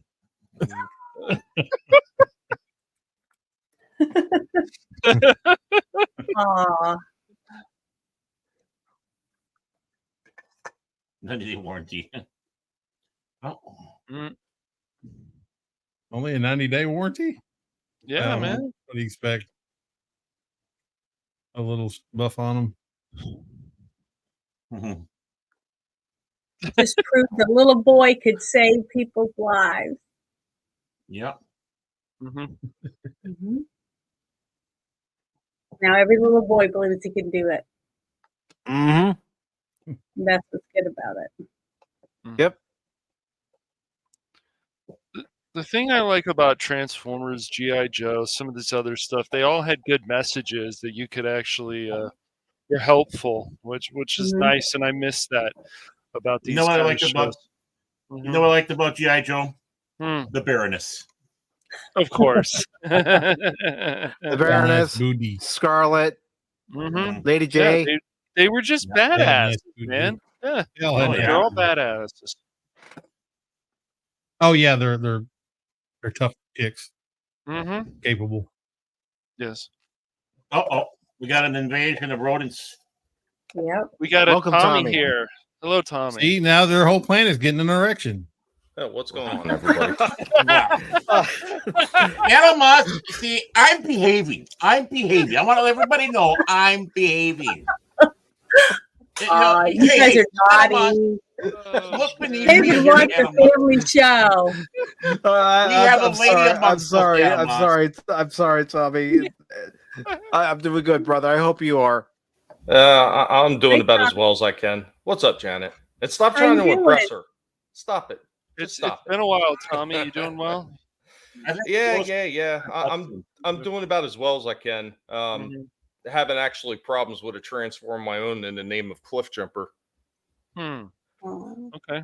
Sorry to hear that, brother. He's having problems. I mean, he's older, so.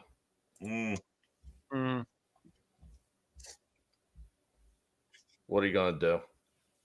This movie is absolutely fantastic. I don't know if you caught it earlier in the movie Pacific. Did you notice how when the Dinobots come to Autobot City, you got Grimlock, you got Swoop, you got Sludge and Slag together in the ship with Prime and Sunstreaker. Yeah. But did you notice there's a couple of very short clips that accidentally got thrown into the movie where you see Snarl? Mm-hmm. And one of the reasons why you don't see Snarl that much in the movie, what I've heard, is because his animation model wasn't passed around to all the animators. Mm-hmm. Yeah.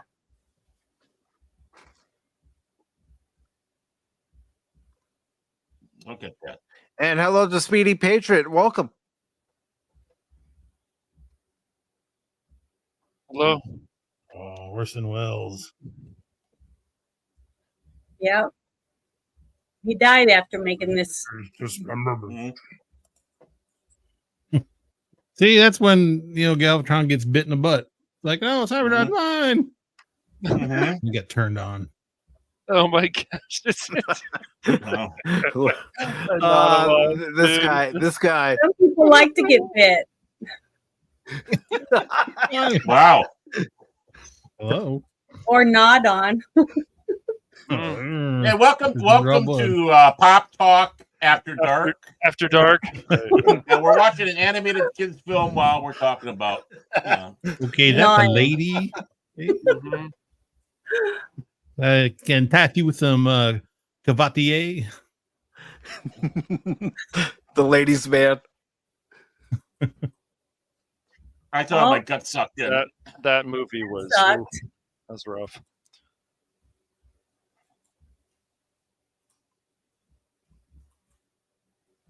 Yeah, for something that was supposed to be a kid's I movie, bet it they doesn't didn't get feel as like a much kid's mail. movie. No, I bet they didn't they get get mail about somewhat him deep, dying, that's did for they? sure. Tommy, yeah. Do you know if he did or not? Do what? I said, do you know if they got a lot of mail for him dying at the end? Oh, they got a lot of hate mail for Prime dying. Well, I know, but I'm yeah. talking about. Oh, I'm sure they did. Yeah.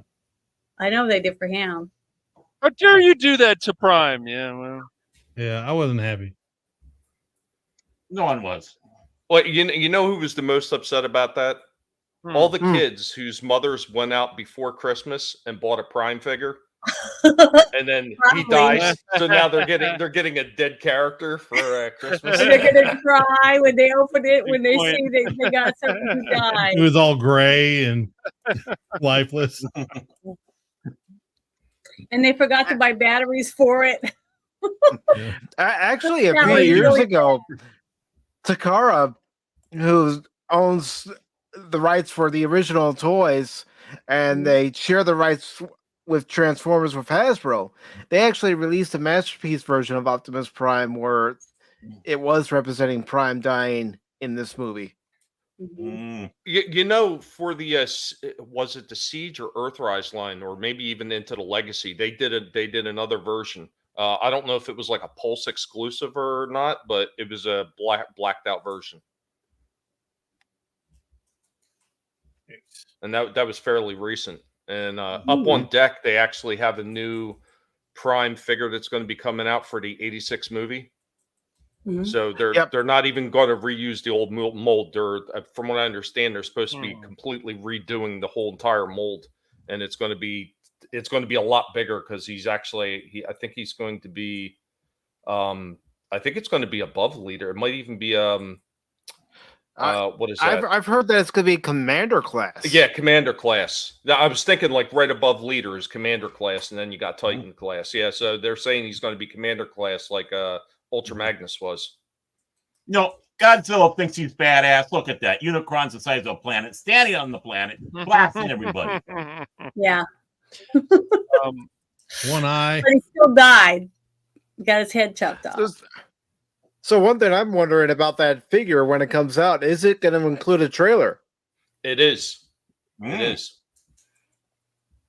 Find the small exhaust port just above the main port. You'll take him out. Go to it. He found it. Look at him. Didn't just impacted on the surface, so.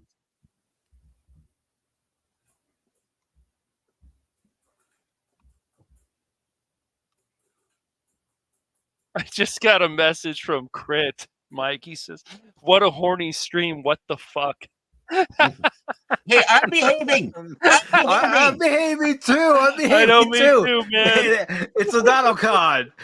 What? It's all Anonymous' fault. Yeah, Nanocon, exactly. Well, here's the autoerotic bot. Oh, man. That's funny. Who invited him? Nanocon. I did. This I is hold no shame in who I Transformers invite. planet. Nanocon is like, let's see how we Have you can ever thought spice it about up. maybe you should have now and then some shame? Especially when it comes to Animals. Oh my What? god. Stomach actions. It's all Anonymous's fault, Nanocon's fault. Mm-hmm. I've been blamed for worse. What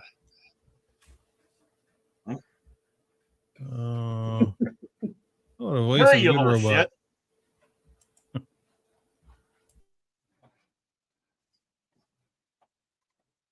Commercial. It did. I mean, that was part of the reason why they included him in the Power Master series. That's cool, though. And a lot of people also forget it was right around the same time they also had a mail away that they were doing for Prime.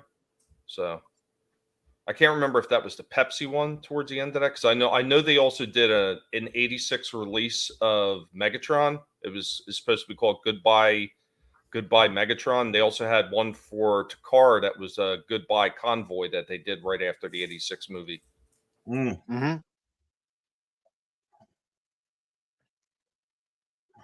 Also, in Japan, they had an exclusive episode called Scramble City. And that's where you see Ultra Magnus for the first time. And also, Metroplex was in that episode for the first time.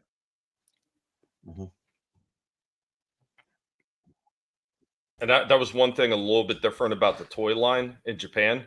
So all your combiner bots, technically, they're supposed to have secondary modes that are actually supposed to hook up to the big cities. Yep.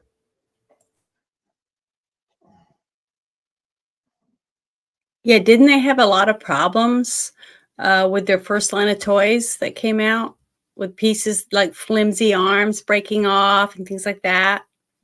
Probably no more than any other toy line. Yeah. I mean, they were plagued with some of the same problems that a lot of GoBots had early on with the plastic parts. So it was mostly like the minifigures. Most of the larger figures, which were a little bit higher price point, higher price point to us right now seems minimal, because the medium-sized cars were only $9.99 and the jets were $12.99. So, but they were a lot sturdier plastic, and of course, they had some more die cast in it than the mini cars did. But yeah, that's one thing most people do miss. Some of the early mini cars, they did have some die cast on a few of them, like Bumblebee and Cliff Jumper. They had a metal plate on the bottom of the figures. Now we get to see the greatest leader of the Autobots, Rodimus Prime, the best. Shut up. There are fans of Rodimus, believe it or not. There's a It was YouTuber so I good watched that called- Optimus had to come back and take him out of leadership. Well, I was going to mention that there's a YouTuber I watch who does Transformers retrospect. Excuse me, Transformers retrospectives, also toy reviews, called Rodimus Primal, and his favorite character is Rodimus Prime. Well, shout out to you, Rodimus Primal. So, Tommy, Yeah. you think some of There was these somebody we toys were on. nowadays that are made for kids and whatever, or people that want to collect them have gotten cheaper? They're not using the best kind of plastic or metal or something like that. I would definitely say for a long time that they were really cheap, like especially in the early 2000s when they were doing what was called their Generations line. They were using extremely cheap plastic. It was very flimsy. Sometime right around Combiner Wars, Titans Return, they started improving the quality of them. And then when they got into the Siege line, and stuff like that, they really improved quality. But then somewhere towards the end of the Siege line, the quality went down again. But recently, they just started picking the quality up again. So they did a re-release. For example, I showed it off on the toy stream, and I think I put the video up for it. I can't remember. So many damn videos that I'm always working on. It's hard to keep track of them all. But they did a re-release of Ratchet from what was basically the Earthrise line, and they updated the model.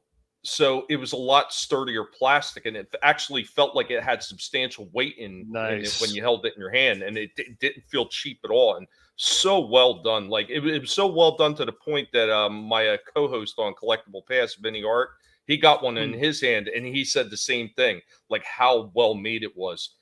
He had also gotten the Ultra Magnus from the '86 line, and absolutely a superb figure. I mean, it's just the price tag on those bigger ones.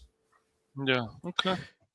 Yeah, I've watched reviews on that. I'm going, that's one nice looking figure. Even the Galvatron isn't a bad looking figure. Well, I have the one from Kingdom for Galvatron. And yeah, that is a very nice figure. Even comes with the little matrix that you can put around his neck. Very nice. Didn't they used to make them out of die-cast metal? Any of them? Yeah, combination of die-cast metal and plastic. Yeah. Yeah, they should still have a lot of those available. You can believe it. The film is over because look how fast it went. Yeah. It flew by. Yeah. And now we got the greatest leader the Autobots could ever have, Rodimus. Yeah. So this is just a heads up for anybody that's collecting any of the Transformers, especially the '86 stuff. So if by any chance you were looking for a Spike in his exosuit, you can get him dirt cheap at Walmart clearance for like $6 a figure. Wow. Might have to check my local Walmart one of these days. Meet the eyes, Transformers. The last thing, Tommy, that I've really put money into of collecting are these amiibos, dude, from Nintendo. They're well made, and they're pretty cool, man, and they can be used for the games. But I don't know. I've thought about collecting maybe some other Transformers or some other stuff, Tommy. But I know it's just becomes a money pit at some point. But it might be money pit. A money pit doesn't even begin to describe the mess that I have in one room. Oh, I'm sure, dude. I've got a whole room filled with stuff, and it's not even all of it. I still have more in my garage and crates. I got no room for it all. That's crazy, man. Yeah. Once down the path you go, forever will it take you. Right. The Decepticons. So did they have a museum? Isn't there a Transformer museum somewhere? I wouldn't doubt it. There's a couple. I could have swore I heard somebody talking about going to one at a con one time I was at. So I was going to ask if any of you guys have gone to it, where it is at, if you know. No, this movie's good, but it's no GoBots. It's not a. Phil will be the first one to tell you.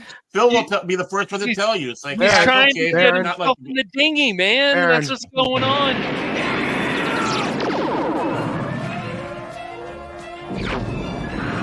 Extinction to all traitors!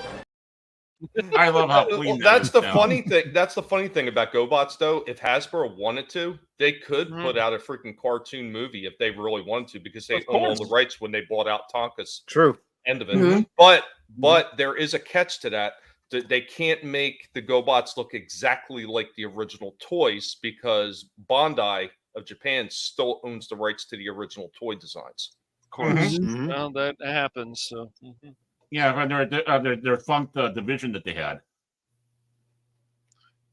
It's there's like, a lot of. Go ahead. I was going to say real quick. It's also kind of like a Shockwave and Jetfire.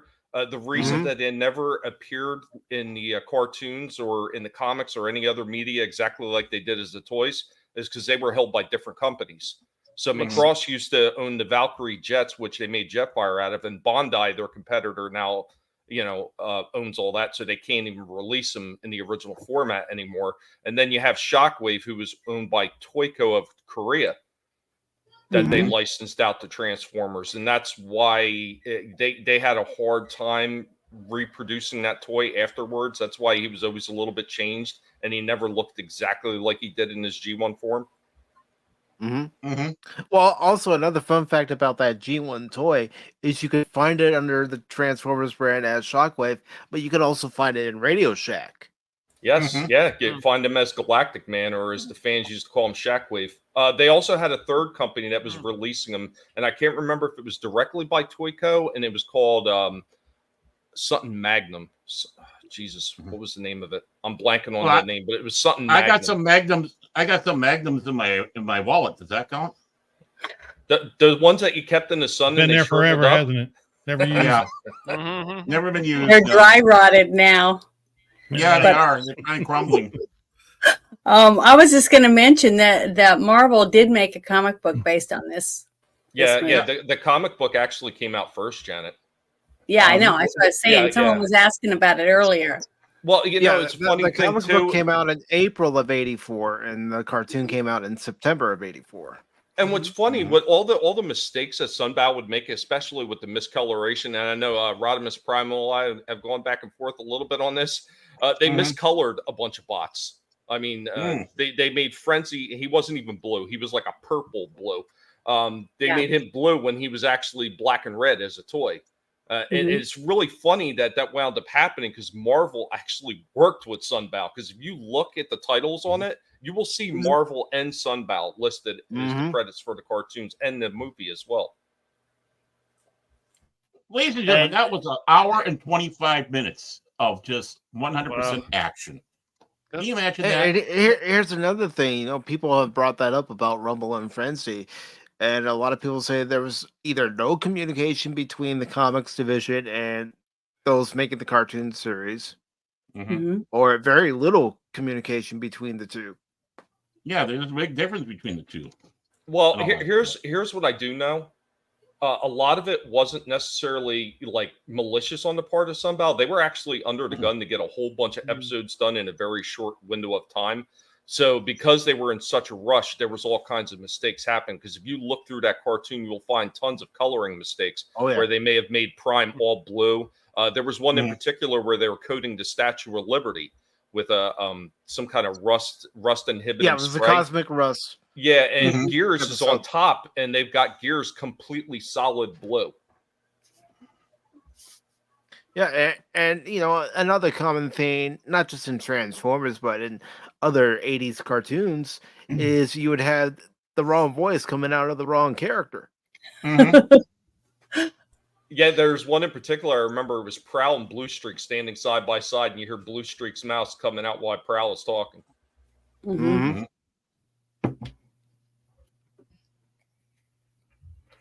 Yeah, and that's a good film. This is a good film, though. It is, and you really need a lot of filmmakers. Honestly, need to take a look at something like this on how you do a quick, fast, dirty. I mean, dirty in a good way.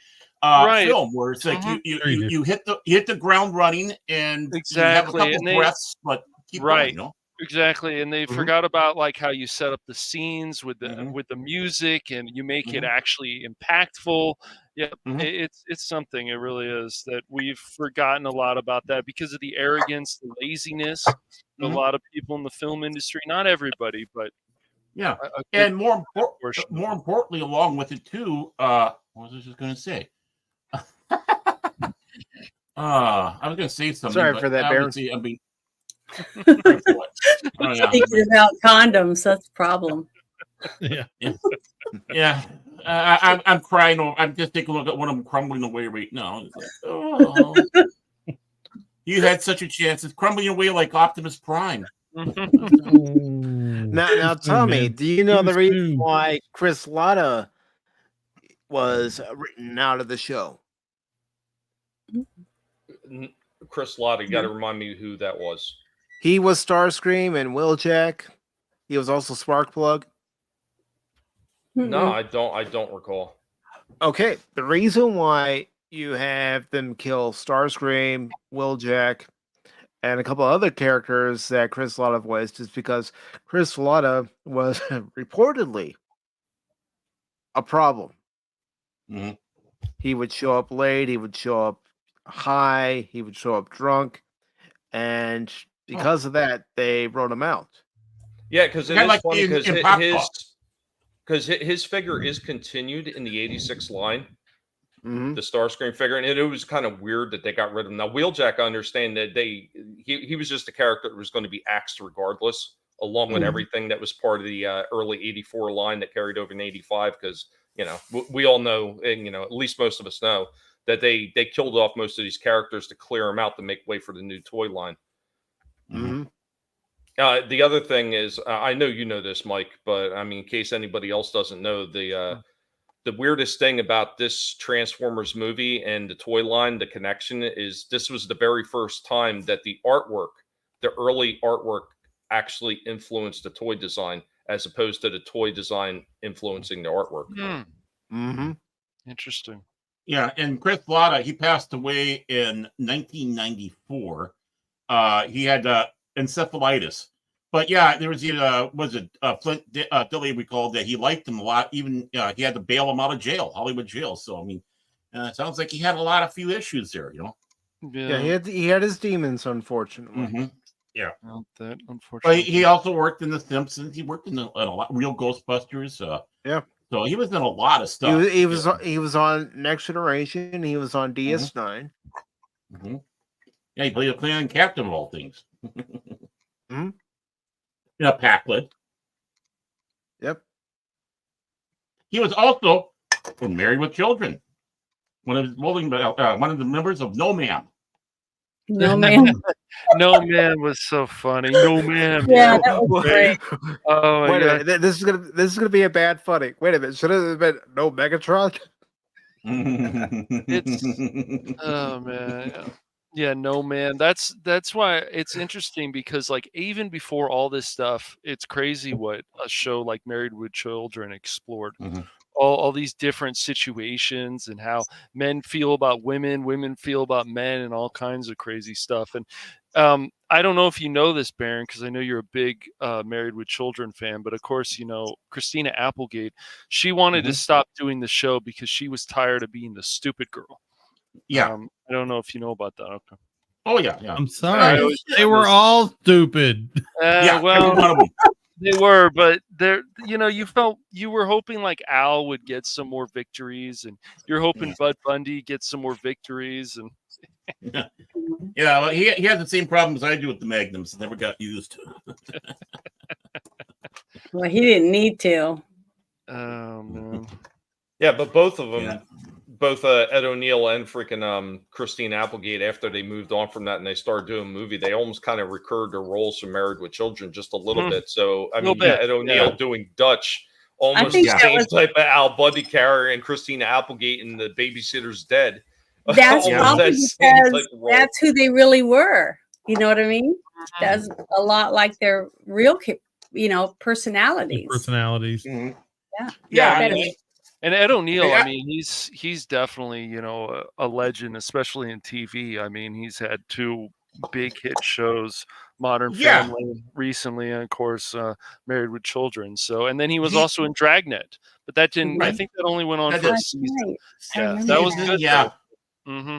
Yeah, and but also like I mentioned before, he was in the movie Dutch, which is a very good movie, very underrated in my opinion. I'll have to check. He also had a small part, well, kind of a small medium part in the movie called The Adventures of Ford Fairlane. Yeah, which he played basically Al Bundy as a cop. Mm-hmm. Oh, that's and right. let's not forget he was also on Wayne's World. Yep. Interesting. What part did he play in Wayne's World? I'm trying to remember. When they go to the diner, yeah. Oh yeah, I remember that. When he daydreams. That one daydream. No, when Wayne goes into the diner, the donut shop, and Wayne's giving his whole monologue, introducing everybody, the camera focuses on him for a little bit before Wayne takes it away. Okay. And during the time that the camera focuses on him, his character starts monologuing and saying he never wanted to end up in this job all his life and a few other things. Yep. Yeah, okay. Great. Yeah. But you take a look at it with somehow we got to Married with Children. I don't know how, but no, both 80s icons. I mean, it started in 87, so but where was I going with it? Oh yeah. No, because somebody brought up No Man. Yeah, that's No Man. That was me. I brought up No Man. Because we were talking about Chris Latta and how he was one of the guys in No Man. Yep, exactly. But think about it.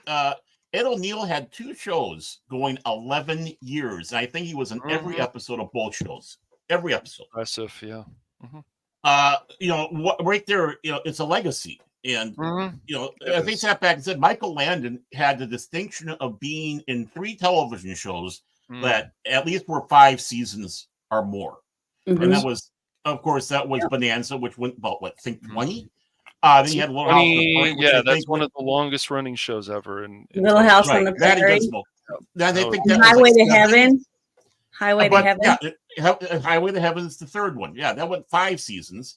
Of course, Little House, I think, went for 7. So he has the distinction of being in 3 TV shows that went as a star that went 5 or more seasons.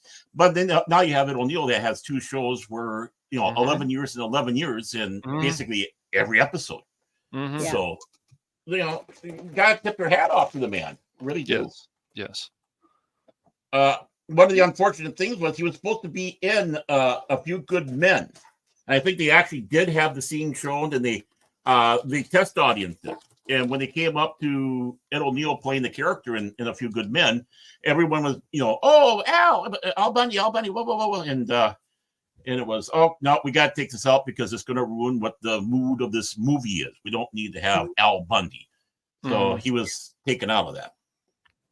Yeah. That's got typecast. Yeah, kind of. But the thing is we like seeing him in other stuff.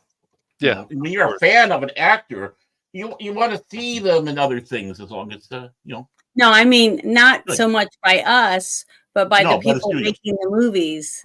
They were saying, well, we don't want him to think that, that person. We want, him to think about the character we want in this movie, I think that's the one thing, because actors seem to have an idea that it's us that are holding them back, but it's not. Yeah, exactly.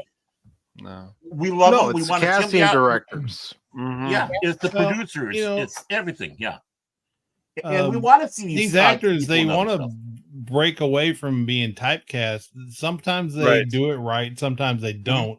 Right. They need to even do smaller, lower budget films to break away from the character that they were. I remember when I first started watching The Witcher, the first couple of episodes, I just had a hard time accepting him as Geralt with white hair. It was like, oh, come on, I want to love him in this part. And then finally, by the 3rd episode, I was like, I started seeing him as that character, and I thought it was awesome. He was the best thing about that, and what they did was if you played the games, right? If you played the games or even the read any of the novels, like they changed the way the characters are, and the best thing was always Henry Cavill. And I don't care what anybody says. No, without him, that show just would not really go anywhere. I just stopped watching it after a few episodes. I did too. Some of the games, I was like, I'm not feeling this. It's not your fault, Henry, but. Well, he got into a lot of arguments with the showrunners over that stuff. Yeah, because it's the same thing with probably like what they're going to do with Warhammer. If those people if they tamper with the formula, he is more likely going to walk away from it because he wants that to be representative of what the fans expect to see. Stop spending our money and stop playing those games, and we show them that we should have the power to stop that crap. They'll stop doing that shit. But until we decide to cut the wallet off, we're going to keep getting this crap. That's what we deserve. Because we're paying them for it. Exactly. I mean, you look at the X-Men '97, and we're going to see if really a lot of people like that, and it's going to be an actual hit for Disney Plus. We don't know yet, but they've I just don't have any desire to watch it. I know some people are saying it's decent, but just I was gonna say I've seen some reactions on Twitter. So some people like episode 1, but they really liked episode 2 better than episode 1. So you know, I mean, it's just what you like, and you know, we're not going to hate anybody because you guys like something we don't. But you know what they did to Morph. That's a hard pill for me to swallow. I grew up with that show. That show was amazing. The lines, especially the Phoenix one was great. So that's I don't know, like it's decent. You know, of course, some people are excited about the Acolyte. I mean, it's whatever. I started watching some of The Last Airbender, and I'm like, this is not bad. I still need to watch more of it though, but I watched 2 episodes of that, and it was not. That's the problem with a lot of those get it. companies, though. That's the thing, you know, they're not paying attention to what they're supposed to be delivering to No, the fans. they're not. Like, No. if you take the formula that the guys that were working on Cobra Kai, they knew what was in the original Karate Kid movies, and they followed that formula. That's all they would have to do for something like X-Men or anything else. Follow the formula to a T, and you will have a runaway success on your hands. That's right. Yeah, That's Cobra all you Kai have was to do. Great. Did any of you guys see Star Trek Continues? It was all fan made. I need to watch that. The Vic Mignogna. Oh, it was so good. It was like I almost started crying watching the very first episode because I was like, "This is old Star Trek that I watched with my dad." Reruns. I watched reruns with my dad, and that's when I fell in love with Star Trek, and it was so good. But they just listened to the fans. Yeah, it is, because you look at the camera angles that they're using in that series. You're looking at the lighting, everything. sound effects, everything. Set design. Corniness. You know, it was corny. It was just awesome. I just loved it. I thought it was very, very well done. Liked it a lot. Now, since we are in the pop talk portion of the show, I do want to get everybody's thoughts on what the news from yesterday. George Lucas. Oh boy, that's a firestorm with a lot of people. George Lucas, I don't want to see your goofy eyes in our chat anymore. You piece of crap. Are you really feeling that way, Anonymous? Or are you joking? Do what? That's the real George Lucas. Yeah, he can just take a hike. I don't understand why people are that surprised, though. That's what I don't get. I mean, Tommy, that's how I feel Lucas too, is? man. Right. George Lucas is the guy who sold it to Disney in the first place, knowing exactly what that company is about. And anybody that thinks that Disney has always been a good company, you need to look back on all the things that they've done throughout the years, all the freaking IPs that they've stolen from people and changed it so it could be all theirs, so they didn't have to give any kind of credit to the original creators. Disney has always been this type of company. Yeah.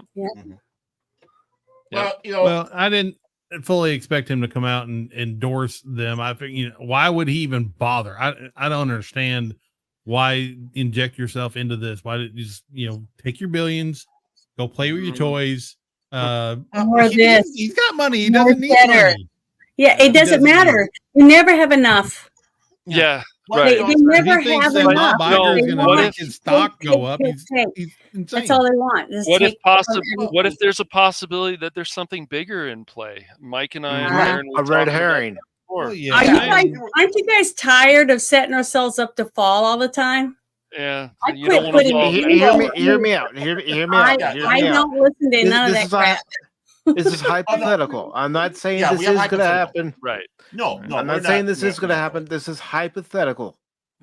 Hypothetically speaking, what if he's throwing support behind Bob Iger because he wants to either buy back Star Wars or make sure that someone else gets a hold of Star Wars while Bob Iger is the CEO? Like I said, hypothetical. I don't think so. And here's my reasoning behind it. Because if he wants somebody else to buy it, he's going to have to assure its destruction, because that's the only way Disney's going to hand it off. When they absolutely cannot squeeze another dime out of that franchise is when they'll sell it off. 100%. Well, they're at that point right now. They haven't squeezed the dime out of it yet. They are at that point right now. This is something that should be bringing in billions, and it's only making in millions. They are losing money. It's a net loss. Well, the thing is Star Wars for Disney, out of the three big properties that they have, I think it's the one that's hurting them the most. No one gives a rip about the sequel trilogy. And notice that they did a shift from everything's a roadmap to the sequel trilogy, and now they're kind of pushing, hey, remember the prequel? You like the prequel stuff? We got these Tale of the Jedi. We're gonna have the Acolyte, which is set in the Old Republic time. It's gonna be just like the prequels. They're knowing that what they have is poison when it comes to that trilogy that they put out. Along with that, the only time George Lucas ever looked like he was really happy around Disney Star Wars stuff was when he was on the set of The Mandalorian 1 and 2 seasons. You take a look at the man, and it's like, and no, I'm not saying this is a passing of the torch to Filoni baloney, which is BS. But I think that's where he felt this is really, they at least got what Star Wars is about. We're in the middle of some strange changes here. We're halfway past what I call the 5-year, in 5 years, things are going to change massively in entertainment. And we're about 5.5, a little bit over that when I first made that prediction. We're already seeing ripples and raves. We're seeing stuff that, we're going to have this behind our paywalls. And now it's like, we're going to expand this to other people that have in their paywalls too. So it's not just exclusive to us. We're seeing streaming services written in rumblings that either they're going to drop or combine. You have Disney, which is hurting probably a lot more than any of us really know. And Star Wars is probably the biggest strain they have on them. And I've often joked, now, again, this is hypothetical. This is hypothetically, I'm not saying I have anybody inside there. I'm not saying this is definitive. But I also believe in the fact that, you know what, we have to look at all the options. We can't be knee-jerk about this because there's something going on. This is Game of Thrones crap, right? Bob Iger thinks he knows how to do Games of Thrones stuff. We have Lucas here, and I think Lucas can slap him around a little bit in that game. Plus the fact that what does Lucas know? What does he know as well, with everything, and especially how Iger treated him before? So when you have that, they're going to need to start dropping properties or eliminating them completely. And Mike and I were talking about this.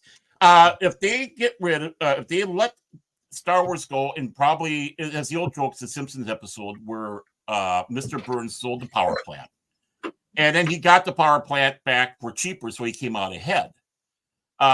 George Lucas could be in that position, and he might not be just by himself. There might be other backers out there, especially with him being quite a big stockholder because of the Lucasfilm deal.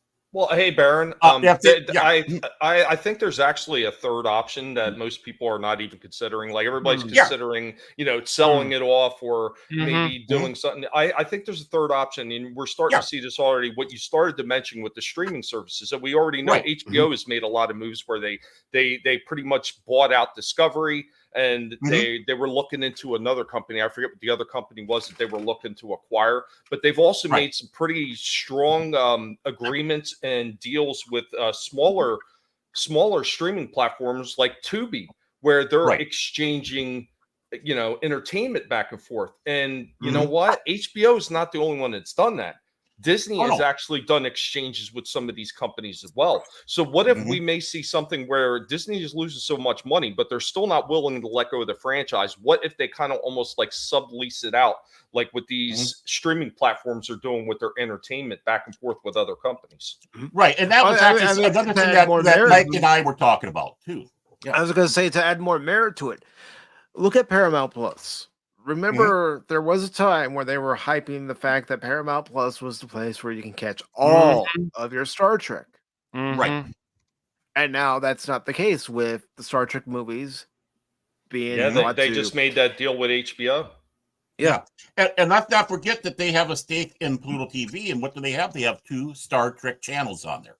Well, what's also going to happen, and Mike and I and Baron have talked about this, just like the George Lucas stuff recently and other things, but these streaming services, a lot of them are going to crash and burn because they don't have enough content, enough new content that is people are going to pay for. Because even if you No watch quality Disney content. Plus, exactly, Disney Plus, Netflix, all that other stuff, I've said this before, it's the best for older content. Because the newer content, yeah, it can be good. Stuff like Edge Runners on Netflix was pretty cool, I thought. But there's some other stuff out there. But it's the older content that people are, I'm sure, are watching more, and then the prices go up on Netflix, and then they take away the sharing of friends and this and that, and it starts taking people off.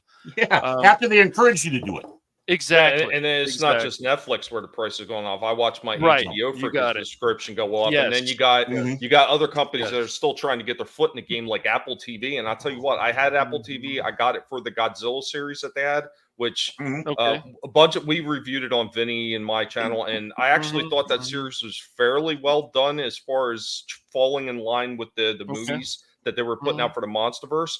But beyond that, they had one movie, Napoleon, which was okay, but they don't have anything else unless you want to watch like old Charlie Brown Peanuts stuff. Right. They don't have shit on their service. Well, and that's a problem. And I've only watched one episode of Masters of the Air. I have to finish that series. But even from that one episode, I didn't think it was that bad, but I didn't think it was, one of those series that will actually grab you like Band of Brothers did. I mean, one of the Go first. ahead. Oh, sorry. Oh, yeah, one of the first things they put out on Apple TV, I remember because I was working, in and around that stuff at the time, was that show. I think had Jason Momoa in it, where everybody's blind and a girl gets born who's not blind, and that was what I think it's called C. Yeah, I think that's what it is. Does anybody talk about it? No, it's forgettable. There's some other shows too with Jason Segel and what was it? Harrison Ford had one of the shows. Yeah, I don't really hear people talking about these shows, and the definitely the the streaming services.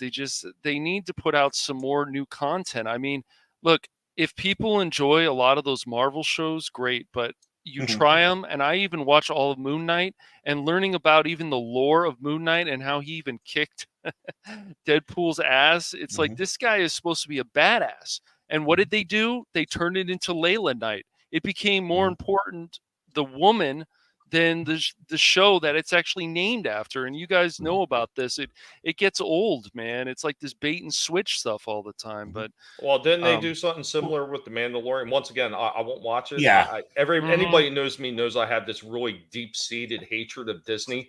But I heard that basically they were handing over the power to the woman in the show. Yeah. Well, I can tell you something. Once we get a new up and coming company, that's doing streaming services, whether it's on Rumble or any of these streaming things, and they come out with a new show and it's done cheaply, and it's done by people who love the show, love whatever the topic is. Like they buy one of the older comic books or something like that, and then make a series, just like what happened with the show I was just talking about with Star Trek Continues, right? Something like that, and it's going to get a buttload of people watching it. Okay, and when that happens, and these companies start growing, these little ones, because they're actually doing content that pleases the people that bought this stuff when they were young, the younger people. Yep. When that starts happening, that's when these other companies can say, oh, we want that. And then what's going to happen is these people see the dollar signs instead of the story anymore. They sell out to those companies, and then they take it and they turn it into shit. Because they don't want to entertain anymore. They want to lecture. They want to force their agenda upon you. And once they get back to entertaining, then we'll start seeing more great shows on a lot of these networks. But until they do that, it's just like everything. They take it, they destroy it, and then they whine about it and say it's us. They say it's hot. Another mistake Right, they always right. make, Janet, is they always come up with, "Oh, well, it's made for a modern audience." And let me tell you, you don't need to do that all the time, because there's No, plenty of people that Right. maybe they didn't watch it when they were younger, but maybe they recall their parents watching it, and that nostalgia factor will kick in later in life. Like, oh yeah, Dad used to watch that show, or Mom used to watch that show, and they might sit down and watch it then. So if you appeal to somebody who liked the original show, you're more than likely going to capture a younger audience with that as well, because of that nostalgia factor of their parents watching it. It's the same thing with Star Trek. I remember my dad, when I was really young, watching it, and that's how I picked up watching it. And then, of course, I sat down and watched Battlestar Galactica and Buck Rogers and everything else too. But well, and take a couple steps back with the George Lucas thing, and what you were saying also, that you had the same thing with Star Wars, because you had that that time between 83 and 99 where for a while it was a wasteland, and all of a sudden the role-playing game came out, started firing up interest in Star Wars again, and then Timothy Zahn came out with the Heir of the Empire, and you had those new generations being introduced to Star Wars. They're starting to watch it on the VHS with their parents. They have the books, the action figures are coming out. You grabbed that next generation, and of course, then the prequel came out, and that was their Star Wars. That was the first Star Wars they saw in the theater, unless they were able to see the remasters. Did any of you guys watch Stranger Things? I heard really good things about it, but I haven't watched it. Okay, well, I loved it.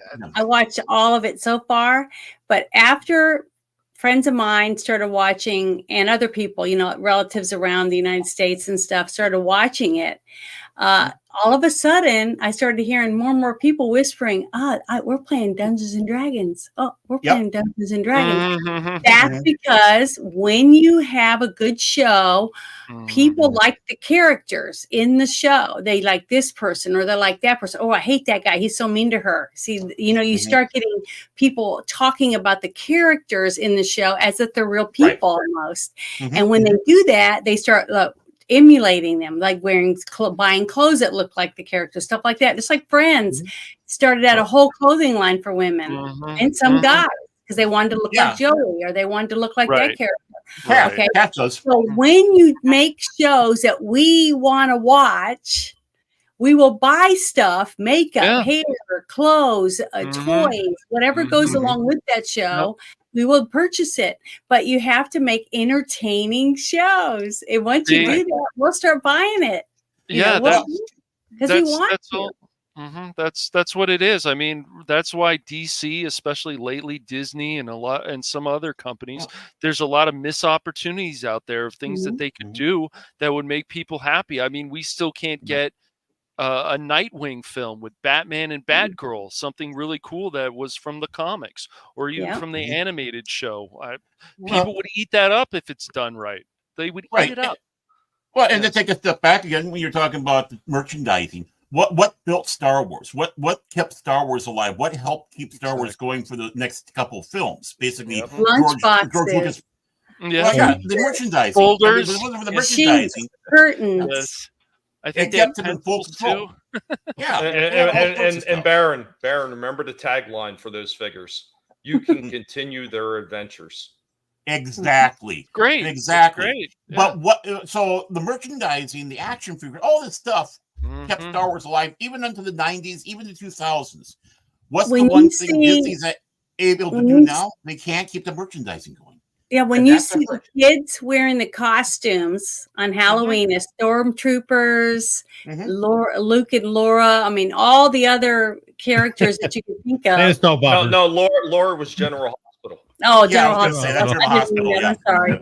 But you know what I mean. When you see all the characters running around, I saw tons of Deadpools. I saw you're always going to see Frankenstein, you're going to see zombies and things like that. But when you see certain characters picked out from different shows on TV, I mean, or movies, then you know that they're successful. And if you can keep them alive in the kids, you're going to have them watching movies when they have their own kids. Janet, you're bringing up a lot of painful memories. A lot of painful memories right now, because my dad put me in a Chewbacca costume when I was younger, and he used some kind of material that was super heavy and shaggy. And even though it was over 40 degrees at the time for that Halloween, I was sweating to death in this damn thing. It was like walking around with a big shag carpet all over me. It was terrible. And this rich kid in our school that had an actual Ewok costume, he didn't complain. He was like the coolest kid in school that day. It's really crazy. I mean, even Mortal Kombat has changed. I mean, I remember when my mom made a costume of Sub-Zero when I was growing up. I mean, this is just, it was cool. It's just, they forget about what the main fan base, what made these shows. Even the first Mortal Kombat, it's a lot like the video game, and that's why it was successful. That was last Halloween, wasn't it, Cash? It was not. I dressed up as you, Bear, and I tried to scare people. But yeah. You do a good job scaring people. But with George Lucas, I think what we need to do is just hold up for a moment and see what's going on. Mike, I think it's absolutely right. This is a red herring thing. There's something going on. But the one thing about it though, it's getting us talking. We're talking about it here. We are. And you know what? I gotta give full credit where I first heard about it. And that was on yesterday's Loki's Mornings of Mischief because of Mexican Iron Man. He's the one that brought it up. So I'm giving him all credit. He brought up the article, and that's why everybody else is talking about it right now. Right. It got us talking. It has us talking. There's something going on, and being this way is throwing us off what's going on. Unfortunately, though, a lot of that talk happens to be like negative, and I mean, like I said, personally, I don't care one way or another. Star Wars is absolutely dead to me because I look what they've actually done to the fan base, and everybody has touched on how important the fan base for these original movies are. You think about when I was younger and I would go out to see Star Wars, all the people that would be out there waiting in line to get into the theater well ahead of the showing in costumes with all kinds of gear and everything. You do not see that kind of stuff anymore. No. When is the last time you went out to a movie and seen a bunch of people in costume, excited, having fun out in the parking lot before they even get to go to see the movie? When's the last time you remember seeing eye candy, call it? Yeah. There'll be a few, but not like there used to be. You don't even see people camping out in front of theaters before the movie is released anymore. Even Pirates of the Caribbean, people were dressing up as Jack Sparrow. I remember. It was awesome. But it was a great movie, and they did a great job making all three movies. Same thing with Lord of the Rings. Right. Okay. So it just shows that Hollywood can still make these movies. They can still make them when they want to. Right. When they're gonna really want to make what is on the script, okay, instead of taking the script or the story and making it some kind of agenda to cram down your throat. I don't think there's enough talent, to be honest with you. I don't think there's enough talent left. There are some in there, obviously, really good directors, really good writers and stuff, but getting them together is like trying to herd a bunch of cats in a room. Well, there's thousands, so few and far between to get them all on one project to make something great. But Hollywood doesn't want to let any new people in. Right. They forced all the good ones out, or most of them. Brought in their wokey doke retards. Remember the movie The Santa Claus? And just tainted the entire group. I do. Yeah. Okay, the Santa Claus movie made 3 movies. Okay. Yeah. A person wrote that script and they sold it outright because they needed money. They needed it. And so this company bought that from them for measly thousands of dollars and made multi-millions off of it. Right. It's not the first time a company has done that, though, Janet. No, I know. But I got one for you. That's what they want. That's all they want. They don't want the new writers. They just want a few stories, and they'll buy 5 scripts and make 1 movie or series out of it. Stuff like that. And there was a guy before Hasbro had acquired it. He created a nice little soldier toy line. And he was contacted by an executive at Hasbro, said that you could make tons of money with this toy line, but would you sell it to us for, I think it was something measly like $100,000. So they were willing to give me either like $50,000 and they were going to give him royalties for life, or they were going to give him a big $100,000 up front if he just sold them all the rights to these toys that he had created. He sold the rights to Hasbro. Hasbro turned around and made it one of their most profitable toy lines, which was G.I. Joe. That guy got absolutely hosed because just off the 1 or 2% in royalties, he would have been a millionaire if he would have freaking. But yeah, I mean, that's what they do. They dangle a big carrot in front of these people's faces. Well, I need the money, and they just take it. And then who makes out? The companies make out. But you were talking earlier about, you know, a lot of these companies, they don't want to make movies that are geared to the fans. And I think there's a few that did it right.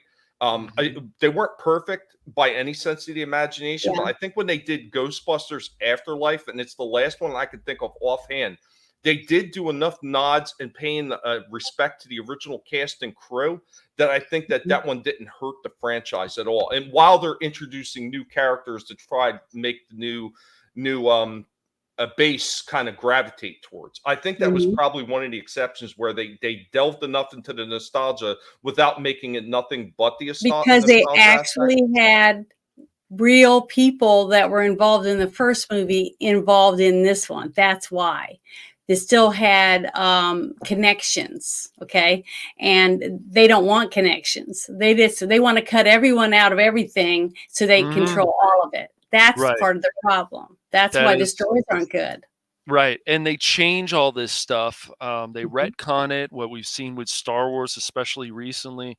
We're just seeing with all these different properties. But then stuff like One Piece, they did a lot of things right that made a lot of the fans happy.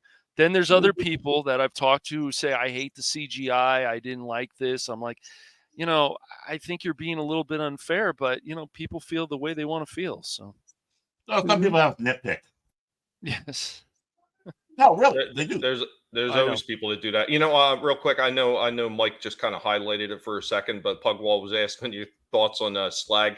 That always irritated me. I understand why they changed it, because the easily offended automatons out there in freaking Britain. That's why they changed it, because Slag over there it basically it breaks down to like a loose woman.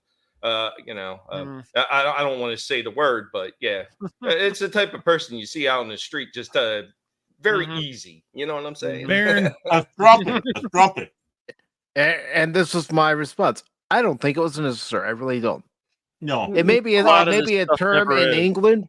Yeah, but that's the name of the character, and they used it in other series such as Beast What about Wars. the spy who shagged me? Right. Shag is a really dirty word. I would be surprised if they ever did a comedy like that again. I'd be shocked. No, I know, but I'm talking about the name of the movie. No, I know the movie. Yeah. I agree. I get it. The name of it, the word. Yes. Well, all the way back in the late 70s, early 80s, they had a problem with Star Wars with the Han Solo of the 3 books. They had a character in there called Bollocks. Well, when those books were imported into England, they had to change that character's name because Bollocks means balls. Yeah. So I think with Zolix, or they changed it, something that was similar but different. So you always have that problem all the way across. They should have been wise asses and changed it to Yarbles. Yeah. But I think what's going to happen though is, and I said before, we're going to go through a dark age. It's going to seem darkest before the dawn. We have to remember back in the 70s.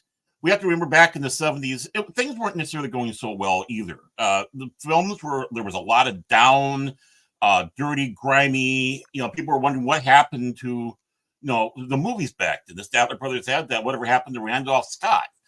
And then you had a bunch of nobodies basically. And you're talking about Francis Ford Coppola, Martin Scorsese, Steven Spielberg, George Lucas. I mean, these guys who were friends together in college, and all of a sudden you get The Godfather, you get Close Encounters of the Third Kind, you get Jaws, and then boom, Star Wars. And it's going to happen. There is going to be these.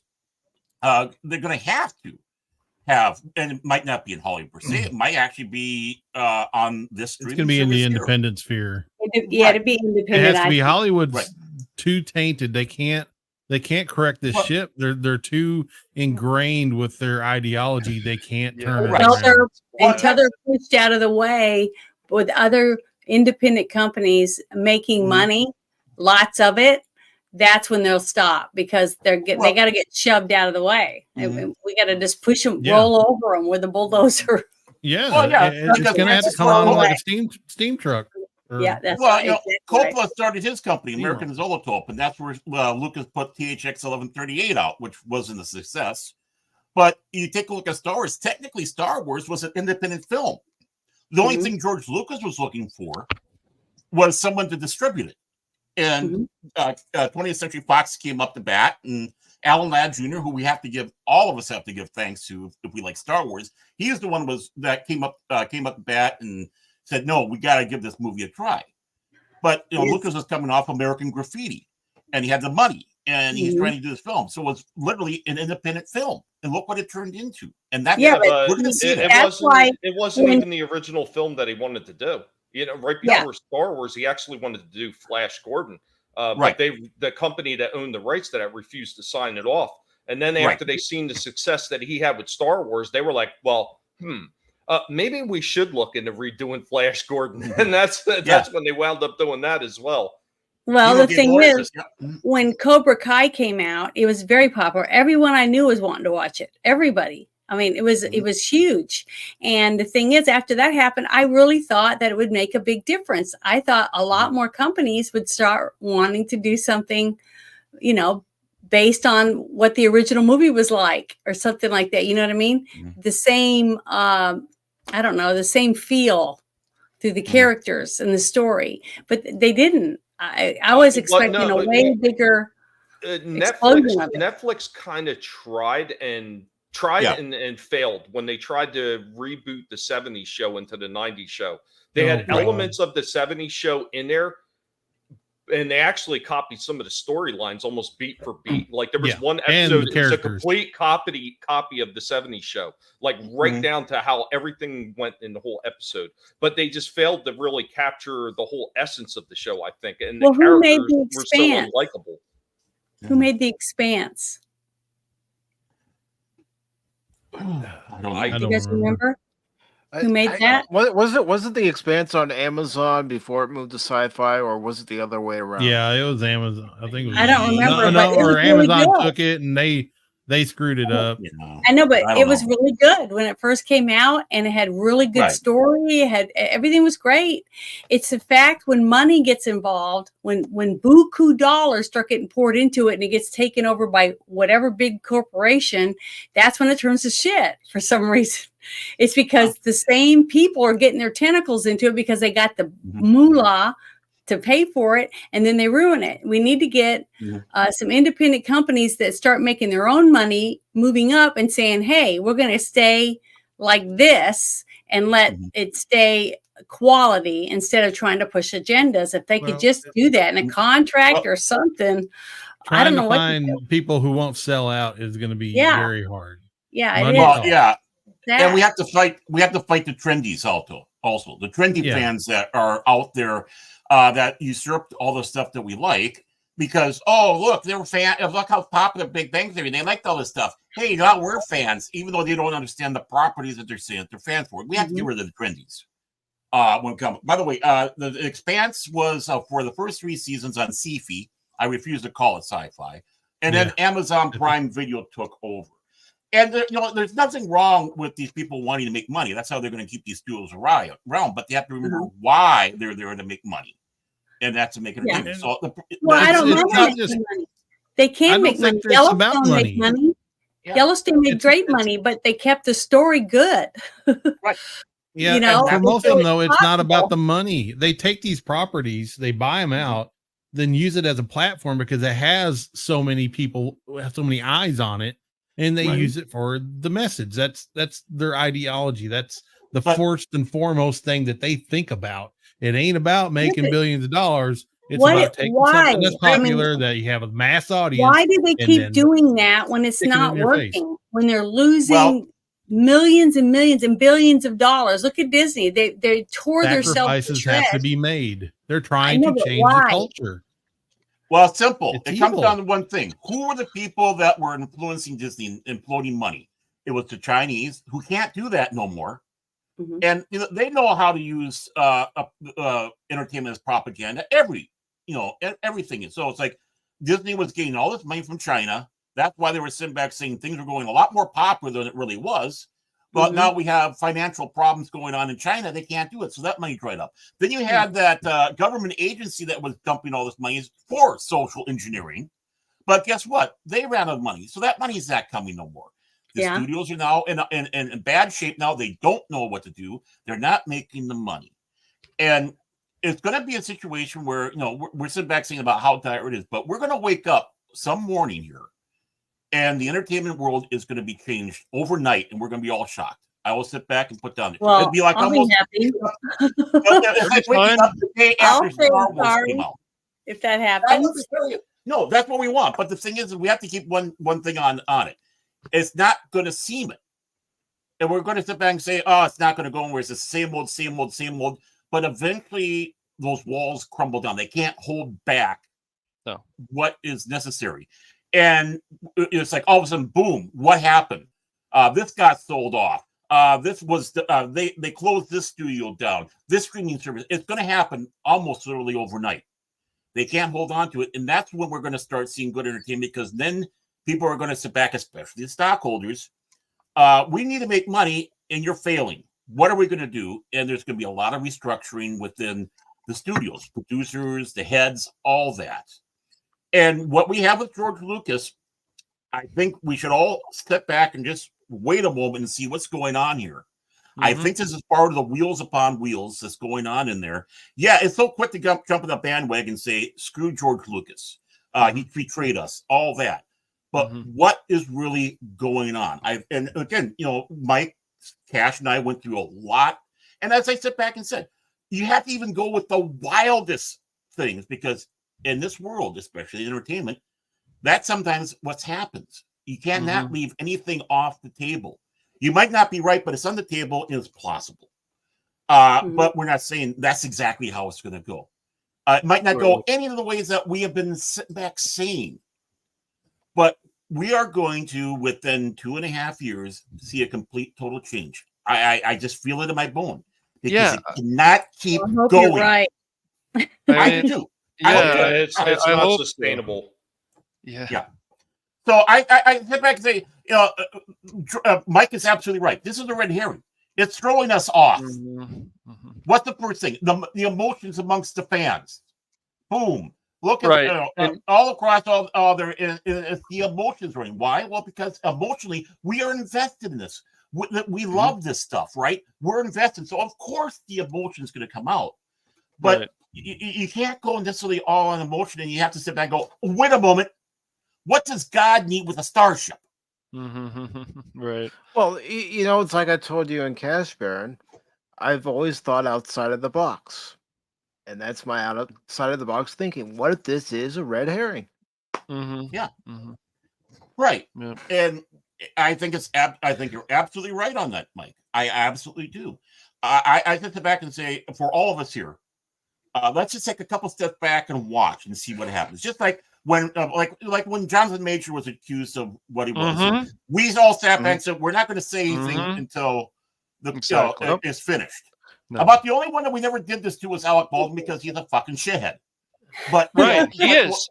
He's a fucking prick shithead that you want to throw in the dumpster. Yes. Right. But I mean, whenever we had these things that came up through it, and we got yelled at. We got yelled at by people. Why aren't you taking it aside and going out? It's like, because we don't know all the facts. Come on, Mike. I've got information. You can talk about this information I have. We don't know if it's fact. That's what I said to this person. It's and I admit, all we're doing here is speculation. Right. It's speculation. And yeah, there's a little bit of hope in there. Yeah. But we cannot just go, it's dead. It's dead, Jim. Even Spock came back. He did. So even Optimus Prime came back. Came back too. I think all of us need to sit back and take a breath and see what transpires over the next few days, weeks. It might even be months. Yeah. But something's going to happen. I mean, I wouldn't be surprised. Like, even some of the, as much as the industry can be a dumpster fire and things that they say, and people that they say, there's still some new stuff that comes out, even in the West, that is actually good.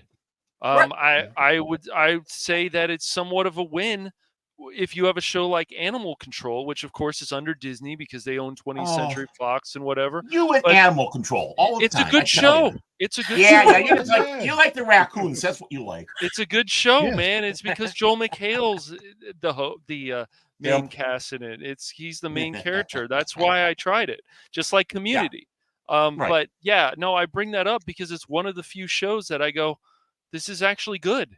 You know, it's funny. It's pretty entertaining. And there's some stuff that I bring it up because people should give it a chance. It's actually pretty funny. Well, I hear you guys talking about hope and everything, but my only hope, and I've said this numerous times. As a matter of fact, I said it earlier on Twitter.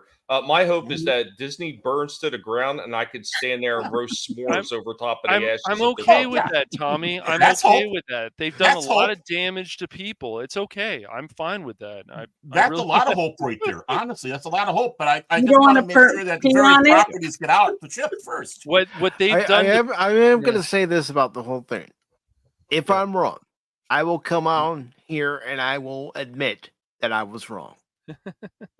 You're wrong. You're wrong. Now, to be honest, if Disney we got it finally, I hope you're right. I really do, because I want my stuff back. That's what I want. Well, I want my stuff back more than I want to be mad about it. But I don't think it will happen. But I really would love to have that happen. Well, we need hope. Well, I never thought the Cubs would win a World Series in my lifetime, and that ended up happening. So that did happen. Say what you will. Say what you will. Yeah. You had the Twins go from that's worst why. to first. That's why I have that little bit of optimism. Yep. We have to. I mean, we have to have optimism. We have to have hope. That's what we're here for. If we're fighting for something, if we're fighting, we better have hope. If we don't have hope, you might as well just quit the fight. You know, we need to have that hope. Or you're fighting for nothing.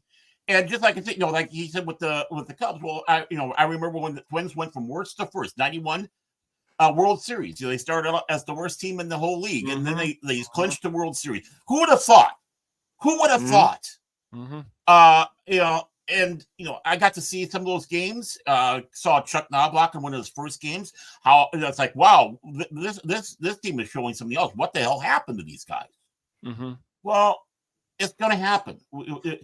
There's always hope. There's always a light at the end of the tunnel. It might not necessarily be going the way that we want it to, but it's going to be something that keeps us happy. And nothing will ever be popular with everybody. And of course, most importantly, there's this. How many of you think the opinions of actors should be valued as much as, well, say, doctors, engineers, or a courageous congressman? Right here. Yeah, right on. Well, you're wrong. Actors are self-centered punks. Exactly. I'm gonna have to go ahead and disagree with that. What about the other one? Everybody he mentioned is just as bad as the freaking Hollywood. Go ahead and play the other one, Baron. Well, no, this is for us. This is for us. How many of you believe that having a hobby is a healthy and perfect way to express your individuality? Show of hands, now. Well, you're wrong. I think the problem with a lot of people, though, Baron, is so many people have just been burned so many times over and over again, especially when the hope was dangled in front of their face once again, just like a freaking carrot.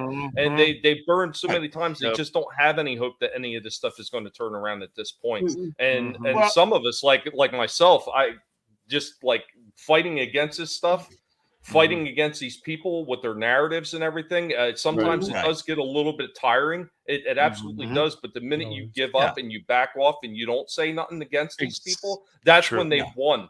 And that's when they're going to do whatever they want to do. So I think if you're talking about the hope, people got to not only just have hope that things are going to change, they got to actively try to engage these people to try to make changes. Once again, I didn't agree with the whole Zack Snyder thing. I never liked Zack Snyder as a director. I'm sorry. Besides Watchmen and 300, I really didn't like any of the other stuff, especially his 10 million slow-mos that he has to have in every single movie. But, like these people really believe that he would make a better Justice League movie. and they fought for it and they got it, and kudos to them for that. I still don't want to watch it because I never wanted to watch the original one. So why do I want to watch it? I got you. Well, look what they did with Sonic.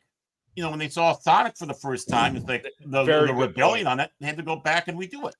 All depends on who's doing it. Right, because they knew that the fans were, they said, oh, well, if we do this, the fans really care about this, and if we don't do this, they're going to be upset, and they have a good reason. Now, people would probably call that pandering, but still, it's probably good pandering.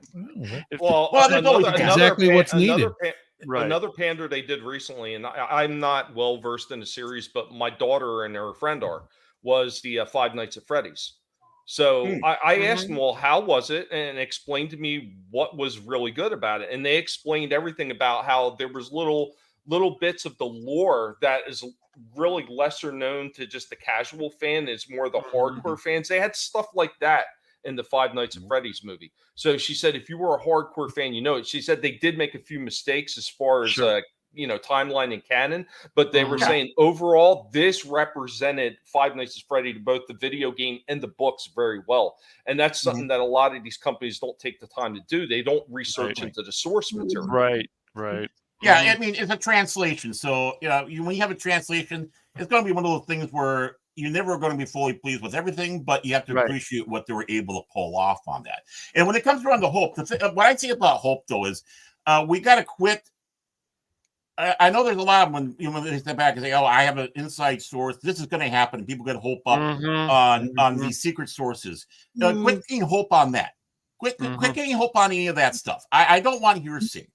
I'm not trying to attack anybody out there. I'm not. Honestly, I am not. But when it comes around to having the hope, have a realistic hope that we're going out there, we're battling. If we're battling, it means we have hope that the six of us here, right? Whoever we have in the chat, the many people who are watching us on all the platforms we have. By the way, thank you so much for doing so and wanting to listen to our dulcet tones. Yeah, and they're here because of Janet, though. I mean, let's face it. I mean, I'd watch. We're all here because. Oh, that would be great. Right. I don't think so. Yeah. I still want to replace Cash with you, by the way. Just want to let you know. Yeah, I want to replace. Combining all platforms are now almost 190 of you watching us right now, and I want to say from the bottom of my heart, thank you very much. Well, see, they I want to just ask, do any of them have a light? God damn. We do. Right. They feel like we do. They understand what we're talking about. They just want their stuff back. Well, maybe they just feel bad for us. They're just watching us because they feel bad. Thank you for feeling bad. They feel bad. Thank you guys. No, but because I am the future leader of Pop Talk. I am the king and legend of Pop Talk. It's all about me. Boy, it's all about. No, it's about Cash. He's that's kind of touched and special, and everybody feels sorry for him. No, it's about Anonymous and his golden wand, dude. Don't bring it up my wand. Keep that thing around. Don't show Janet's wand. I'll behave. Keep that wand to yourself. She doesn't need to see it. Wait a minute. Is Baron going to be the source now? Baron, are you going to have like your secret subreddit post person that's going to give you all your information? Well, you can see the Baron found a flash I have here. I have a corkboard behind me with all the lines and all the people connecting, and it's a great conspiracy corkboard I have here. And I tell you, off this board, I can honestly tell you this is what's going to happen. No. I have no sources.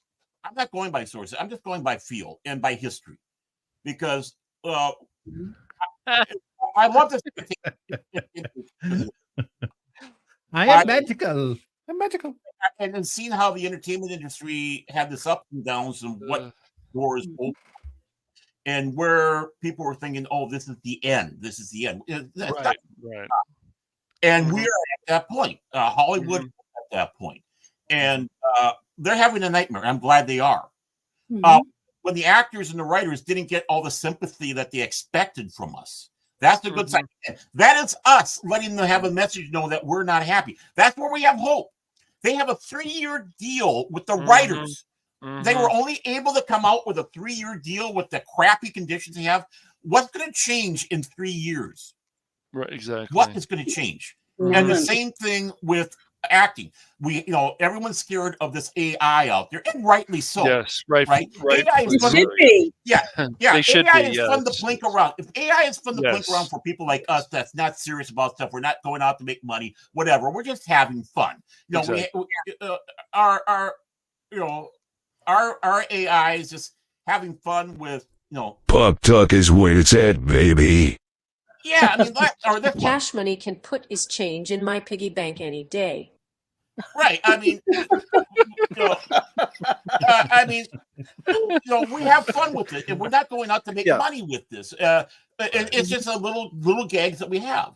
And that's what AI is great for, is people like us to use as tools for these little quick snippets. And we never, ever claim that this is the real people at all. Nope. We make it known that. Yeah. But so unfortunately, there are some really bad actors out there that 100% use it to actually pretend that they're creative. I really don't want to bring it and get too deep into it, but there was a contest recently for a drawing for a freaking comic book, and it was supposed to be no AI used. And who's the person that won it? Somebody who used AI and sat there and bragged about how they just used prompts and beat out all these other talented artists. Right. Just because they know how to use an AI system. Like, that kind of shit is wrong. But like you're saying, using it for fun, using it for as a tool to help create stuff while not, you know what I mean? Not stepping on somebody's toes that's actually creatively talented. No, not there's like nothing what wrong happened with the George Carlin special. No. Oh, you're talking about this? I call bullshit. Yeah, but that's George. We have an AI George, but we're not doing a whole show. Yeah, right, exactly. But you can imagine George saying I call bullshit. Yeah, that's absolutely. just like him. And I know it's crazy. Well, and then there was the situation with Skyrim, and they were using these sounds as sex sounds, and the actors heard this stuff, and they got mad. Well, they have a right to. That's not cool to do that, and then some of them are trying to make money off of it. Yeah. But you got that Lumi. Yeah, don't please. Mike, do you have a emerging from its cocoon. Giant mess back here now? Somebody's got well, you know what? You know what I was going to say with that? Go to Rumble. I think it's time for Rumble. What do you think, folks? Before we go, we have a very important This message. is Patrick Stewart, and I always watch Pop Talk with Pacific414. Make it so. One more. No, we could stay on all the platforms. We can stay. I know. I'm teasing. I'm having fun. But the hope, we need to have real hope, not the false hope. And that's the trouble. A lot of people get with the false hope. It doesn't come true. And people become black-pilled. And becoming black-pilled. And focus on the prize. And don't look at these little poison carrots all over the place. Yeah. And then when you see a red herring, go, okay, what's this red herring? I want to keep an eye on that. Forget the carrots. I want that red herring. And if you're so against not using, if you're so against not using the source material, then go back and see, why did this character die? Why are we supposed to care about this character? What flaws does this character have? You don't want to use the source material? Fine. Then start going back to what has made these characters interesting for many, many years. Cash Money. There's a really good example of that. A really, really good example. And I've actually talked about the Netflix version that they did for Siege line for Transformers. I thought overall it was pretty good. I hated the last part. I hated the Kingdom part. But I thought the first two were pretty good. And I think they paid enough nods to not only the comic books and the Sunbattle in the 86 movie that it was fairly interesting. But the major gripe that everybody had with that series was one thing. And one thing only, they had a problem with the voice actors. Why? Because they had grown attached to the characters of Megatron and Optimus Prime and those powerful voices of Peter Cullen and Frank Welker behind them. And without them, a lot of people were just turned off by it. Right. This is what people were expecting when it came to Prime and Megatron. One shall stand, one shall fall. Why throw away your life so recklessly? Mike, what the hell? The wound is still open from the movie. Damn it. Bring up old wounds. Yeah, thank you, Mike. Rubbing salt in it. You know what? We did forget one thing before we did do this talk. Mike, you who's to get into baby? this talk. That's my BB. That's my Bochi, Boston Terrier Chihuahua mix. Yeah, and if I get loud, she wants to join along. But you forgot one thing, Mike. Before we started this talk, we needed to play this. You might think everything is okay, but Disney is gonna get you. Kathleen Kennedy's gonna get you. Disney and Kathleen Kennedy are gonna get you. I'm buttered.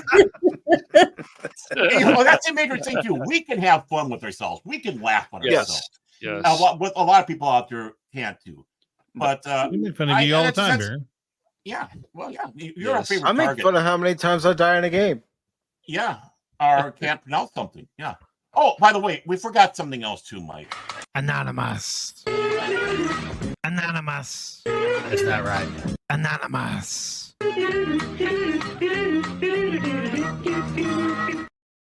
I think Anonymous. Here, I was going to be nice and spare him from that tonight. No, I'm not nice. You know that. No, he's not nice. No, I'm not nice. No, you're not. I'm the future leader of Pop Talk. I'm not nice. But yeah. But think of it though. Anonymous is the only person who has actually a theme song for us. So that's true, man. I am special. You are. Well, yeah. The first time he came on Pop Talk, at your place? The first time he came on Pop Talk, you were talking about how you went by a stream, and I believe it was Clobbering Times that you said you went by. Bobby? And he saw your name and started calling Anonymous. And you put that in my head. So what did I do after the show? I found that clip, and then I dubbed my voice over the parts where it said Phenomena. Yeah. And it's hard to can't believe share anything here. Mike. It's not a safe space. Yeah, and that's Mike saying that, and that's impressive.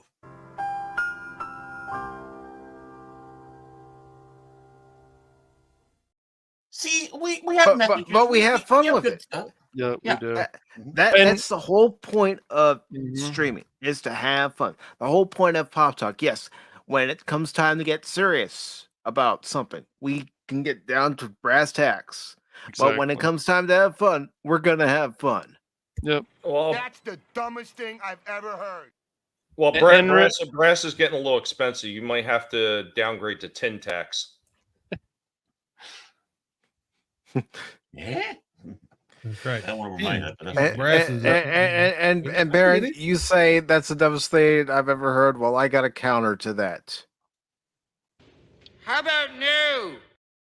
That's right. I said, I ain't giving you no 350, you goddamn Loch Ness monster. Get your own goddamn money. I gave him Baron. a dollar.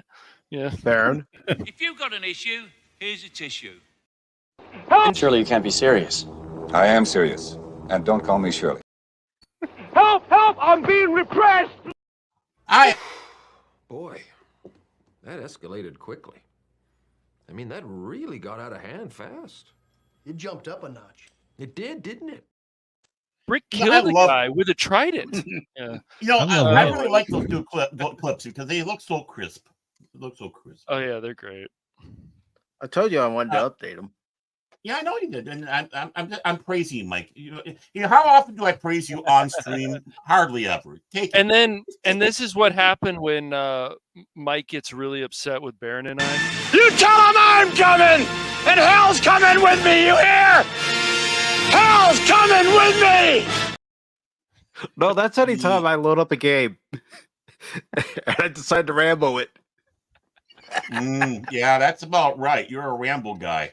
There's no doubt about that. And then when Mike isn't here, what's that?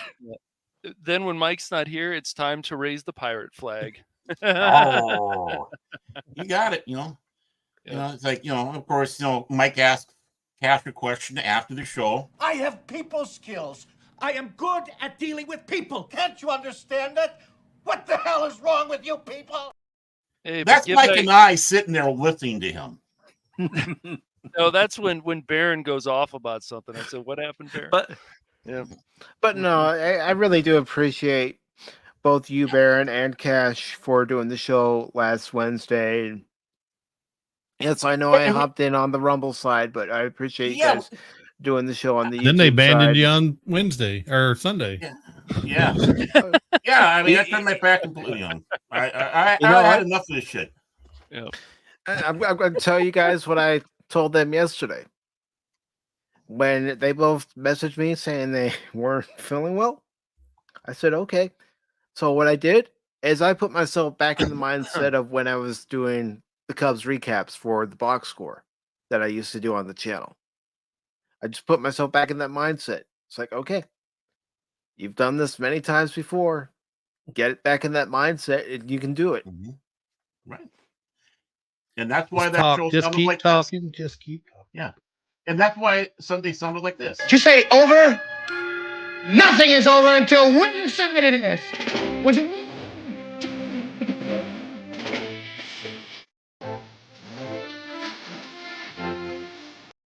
And it ain't over now.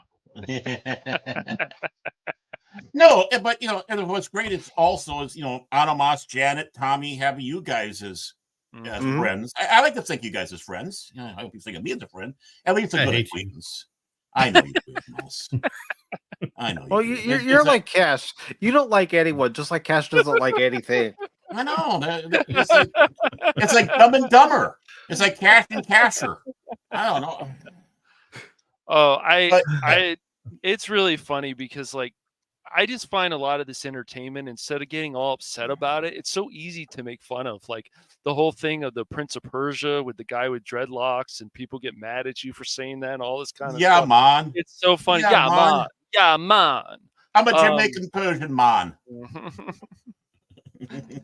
This stuff is just so funny, and they keep doing it, and you're just like Crit was showing me some stuff of Rogue, like she doesn't still have an ass, and I'm like, wow, it's like Metal Gear Solid Snake. You didn't have it. I know she doesn't have an ass. I need insulting, right? I know. I'm sorry, Jen, you're hearing all this, but Suboptimal you for know what sure. we're like. Yeah, we're like. Well, like you were talking about, a lot of people, they get the hatred for it. I don't always get a lot of hatred for it. I tend to get apathy towards some of these companies that I absolutely can't stand, and I just refuse to waste any more of my time on them.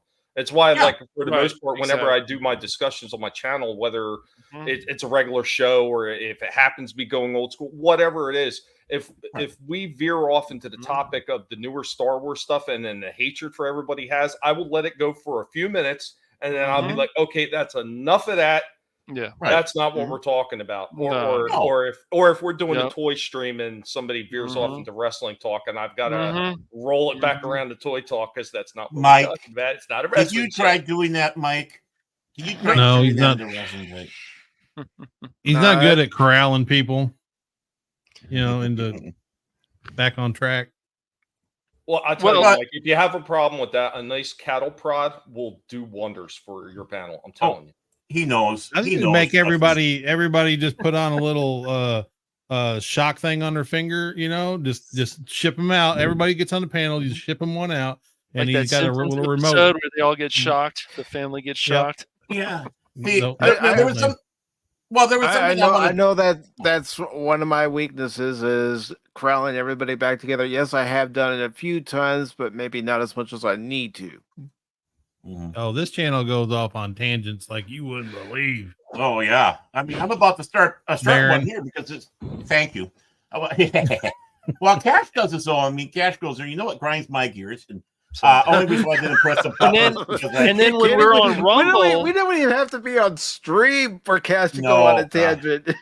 Sometimes Baron does too. Like when he was on Rumble, he was like, "Okay, we're just gonna let Baron talk," and he was just like, I understand it was the whole Dungeons and Dragons thing, but it's just funny. You came in hot like last Wednesday or I might have. It was a couple weeks ago.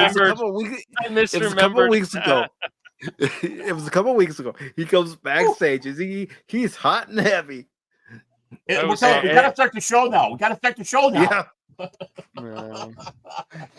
Well, I mean, I was saving this for the after show, but this is going to be the after show on all the things. But this is one of the problems we're facing, and notice the important word up there: screen rant. Right? Why do we have a problem in entertainment today?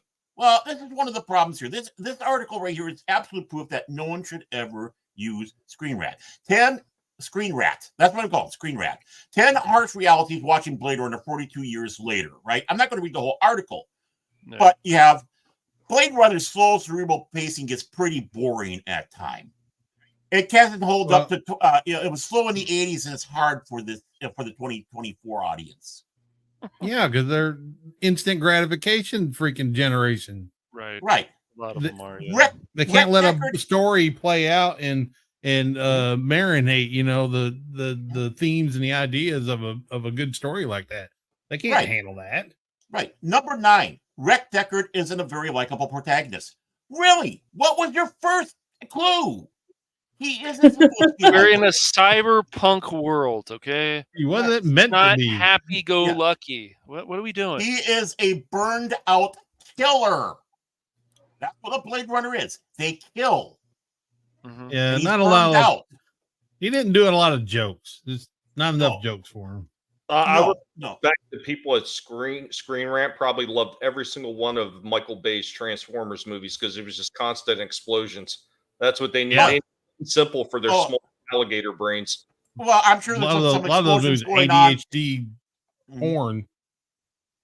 Yeah, well, I'm sure that the explosions on the screen were matched by the explosions they were making in the chairs, making sure they had enough lotion and Kleenexes too. Okay, how about this? Blade Runner doesn't have as much action as the premise would suggest. Excuse me. Any of you ever thought that Blade Runner was supposed to be an action film? It's supposed to be like that's the thing about I thought it was supposed to be more on the cerebral side. Well, it's not even that, and this is something that people is lost on a lot of modern directors. Is you need those slow down moments to make the action sequences that much more impactful because everything is just constantly go go go go go. Well, where's the really exciting part? Because everything is just go go go through the whole damn movie. Right. You need a part that slows down a little bit. Yeah, I mean, when you're thinking down Sarah Douglas, right, and have to blow her away, I mean, there was the action sequence that broke up what was going on, which led to wake up, it's time to die, that scene, because he witnessed that. It connected. But of course, I don't think Screen Rat could figure that one out. Ridley Scott is more interested in showing off Blade Runner special effects than telling a story. Well, except for one thing. Just like any new war story, the city is as much of a character. Right. I agree with that. And how What movie did they watch again? I have no idea. I watched Behind the Green Door or something like that. I don't know. Yeah.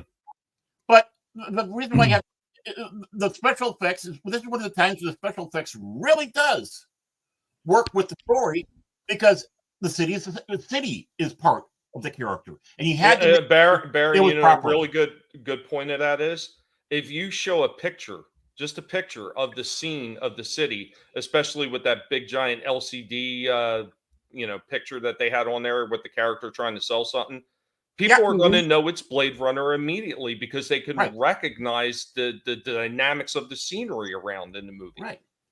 Just like the 89 Batman, where they basically built, I don't know how many square blocks of Gotham City, and it had its own look.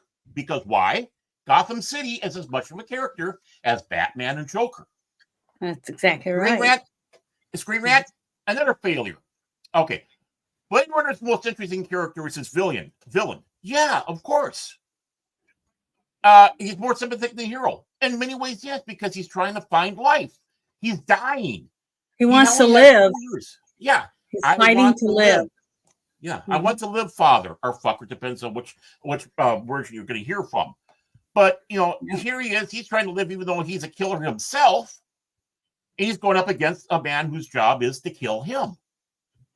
So yeah, but even some of the side characters in there I thought were pretty interesting. Like even Sebastian, the one that was creating all the toys, I thought he was a pretty interesting character for the short time that he was in the movie. Very much so. Very much so. And that's one of the things where I sit back and say, remember, he killed Sebastian, and there was no reason for him to kill Sebastian. So there was that cold-bloodedness that he had also. So he's not an angel, but you can still sympathize with his plight. Well, you also the connection he had with Pris, yeah, his woman. Yep. Yeah, so he had purpose. At least he felt he had a purpose. Yeah, and she had a purpose. Yeah, he wanted her to live, And basically, you saw that change in his character when she died. Yeah.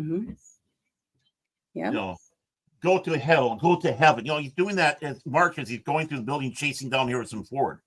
And he could have killed him at any time, but it's a cat and mouse game. He wants to torment him. Deckard's treatment of Rachel makes for an uncomfortable watch. Well, it's supposed to. He's a replicant, and he's a man with a lot of issues.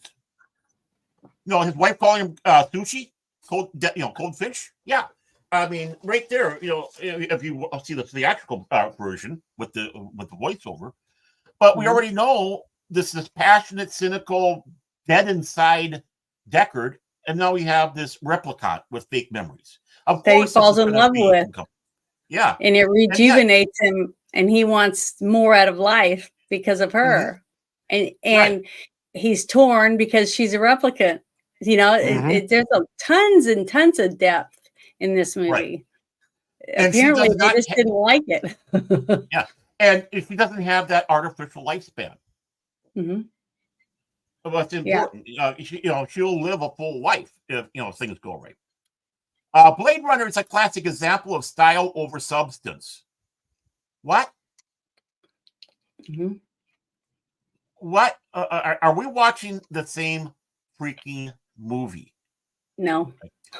You're not. This is the one where I slightly agree. There are too many versions of Blade Runner to choose from. Because you have the theatrical, you have the directors, you got the ultimate release or whatever they have, you have the TV version, and you have the working cut that they have. And yeah, I mean, but if you really love this film, it's not a problem because you want to see the iterations and see the evolution of this movie and where it came from. Again, another fail for you, Graham. Man, like I said, slightly agree with you. Of course. What do we have to do, boys and girls? We have to throw race into this. Blade Runner futuristic LA lacks diversity of the real city. It's too full of white people. Okay, great. If anything on there, this is the one that really sinks your fucking boat. And last but not least, where they know that they really got it off the rails on this. Blade Runner has a really bleak, depressing tone. Yeah. Oh no. Oh my! It's a dark film.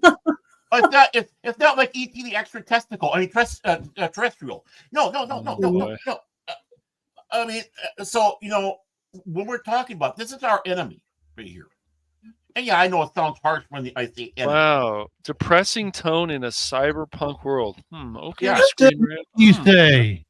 Yeah. Really? Wow. Oh, it's supposed to be happy-go-lucky with sprinkles and cherries and all that jazz. Didn't I have turned enough it on expecting unicorns. unicorns. Yeah, so I was going to say more unicorns next There time. it is. There's a unicorn. There's a I know. unicorn. Unicorns.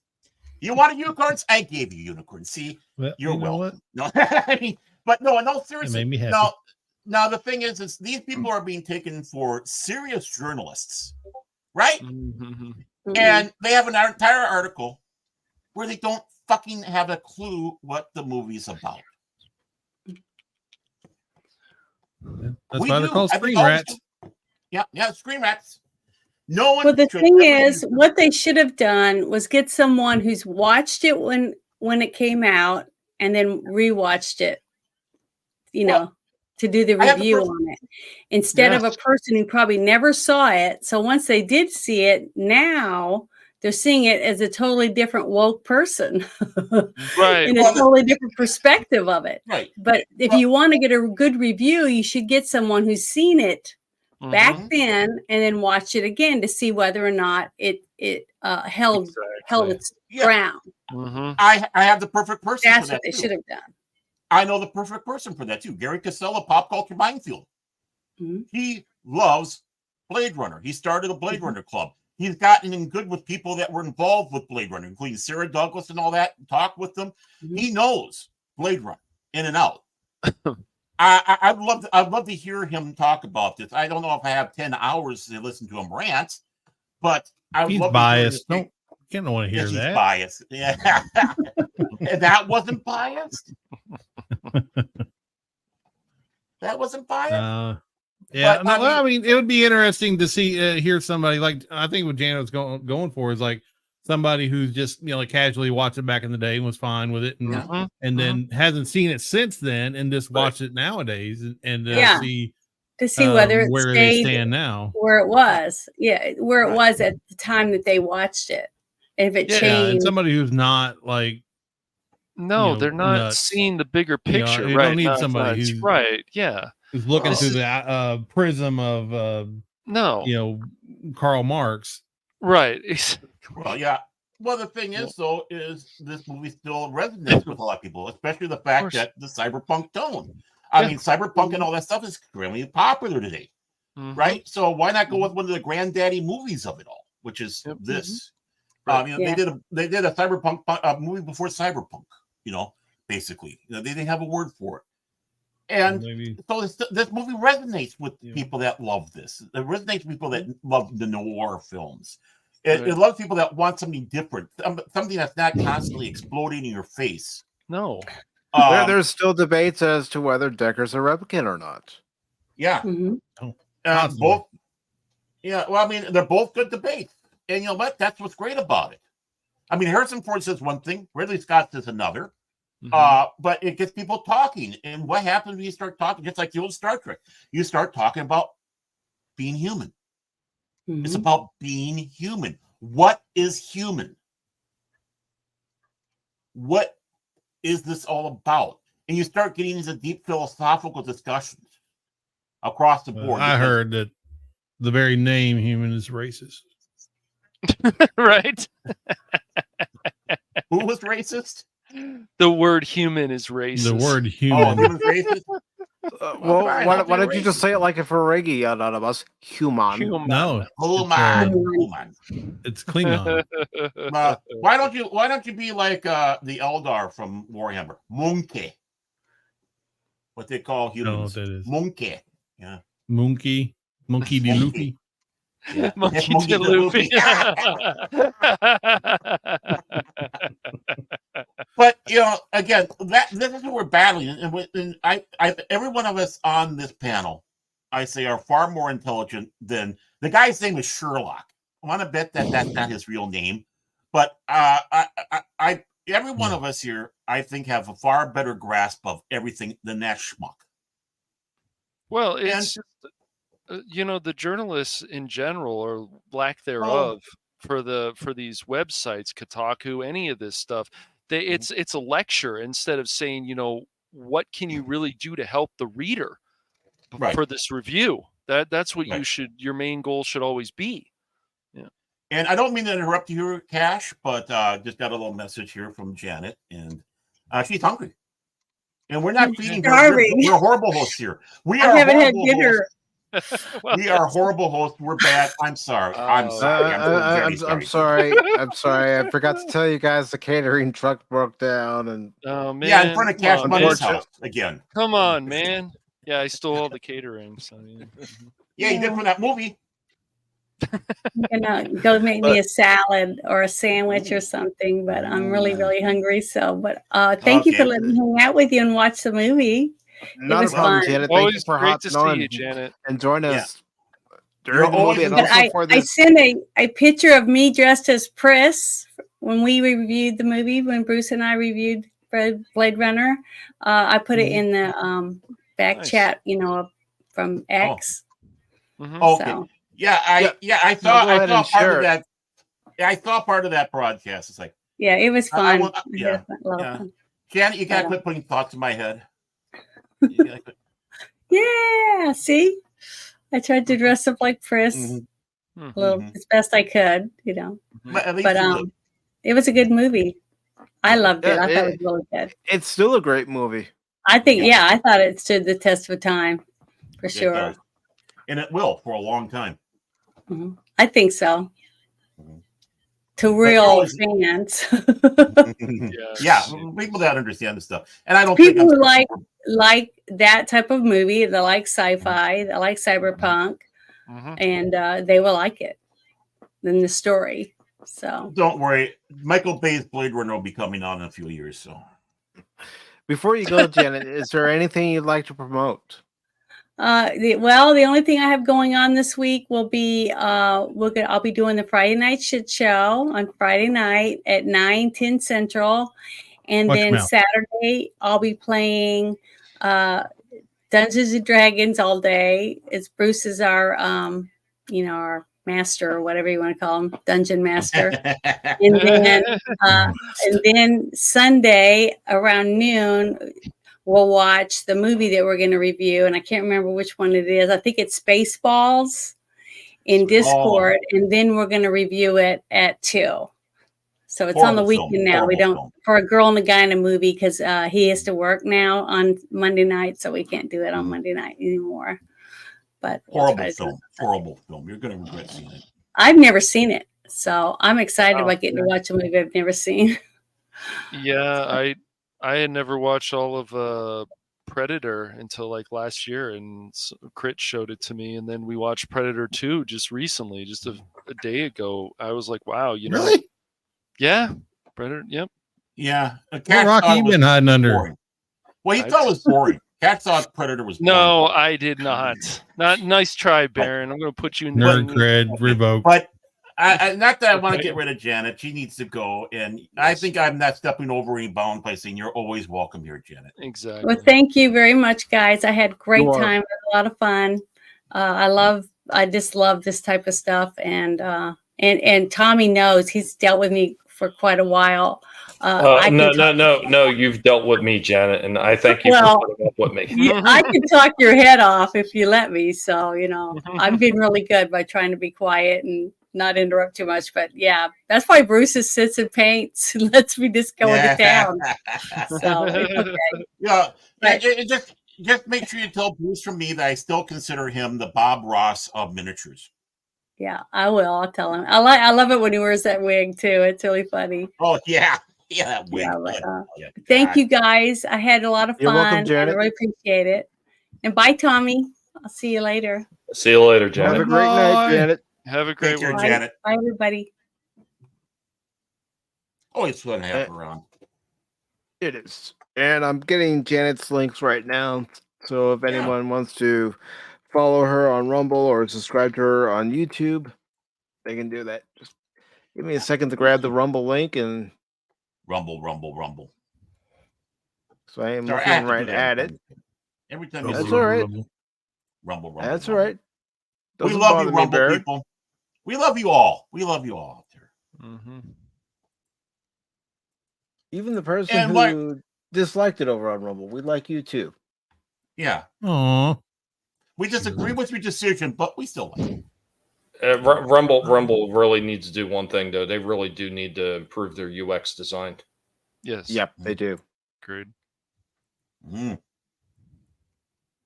mean, I'm not afraid to criticize any platform. Exactly. No. Including Rumble. If it's deserving, honestly. But yeah, like I said, we should keep hope. Don't get false hope, but just keep hope, and that will keep us going, I think. And don't be surprised when something happens. That's all I gotta say, and that's all I gotta say about this whole situation. Yeah. And I think now is probably a good time for us to go ahead and wrap this up. But before we do, is there anything that anybody would like to promote? No, I know tomorrow. Liberty and freedom. Vinny and I had the toy stream on Collectible Past at 8:30 p.m. Still putting stuff together for that while I'm intermittently checking on somebody. But yeah, it should be a lot of fun. We got some interesting topics. I know I'm bringing a couple Transformers to the show tomorrow. So I'm going to be doing the Override figure, which came out a few years back, and I finally picked it up at clearance at Ollie's. And I'm digging an older one out from, I think it was 2014 with Titans Return Overlord. Nice. Anything else, Tommy?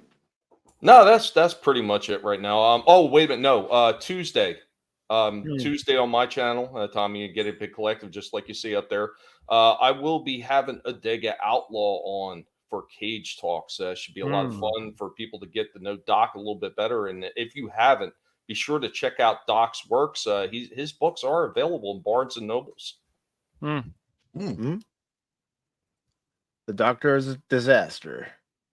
The Doc is awesome. The guy is criminally undersubbed, and the guy does amazing work. I mean, I've read all the novels in his Evolution series, and they were just absolutely fantastic. I have yet to pick up the Blood Witch stuff.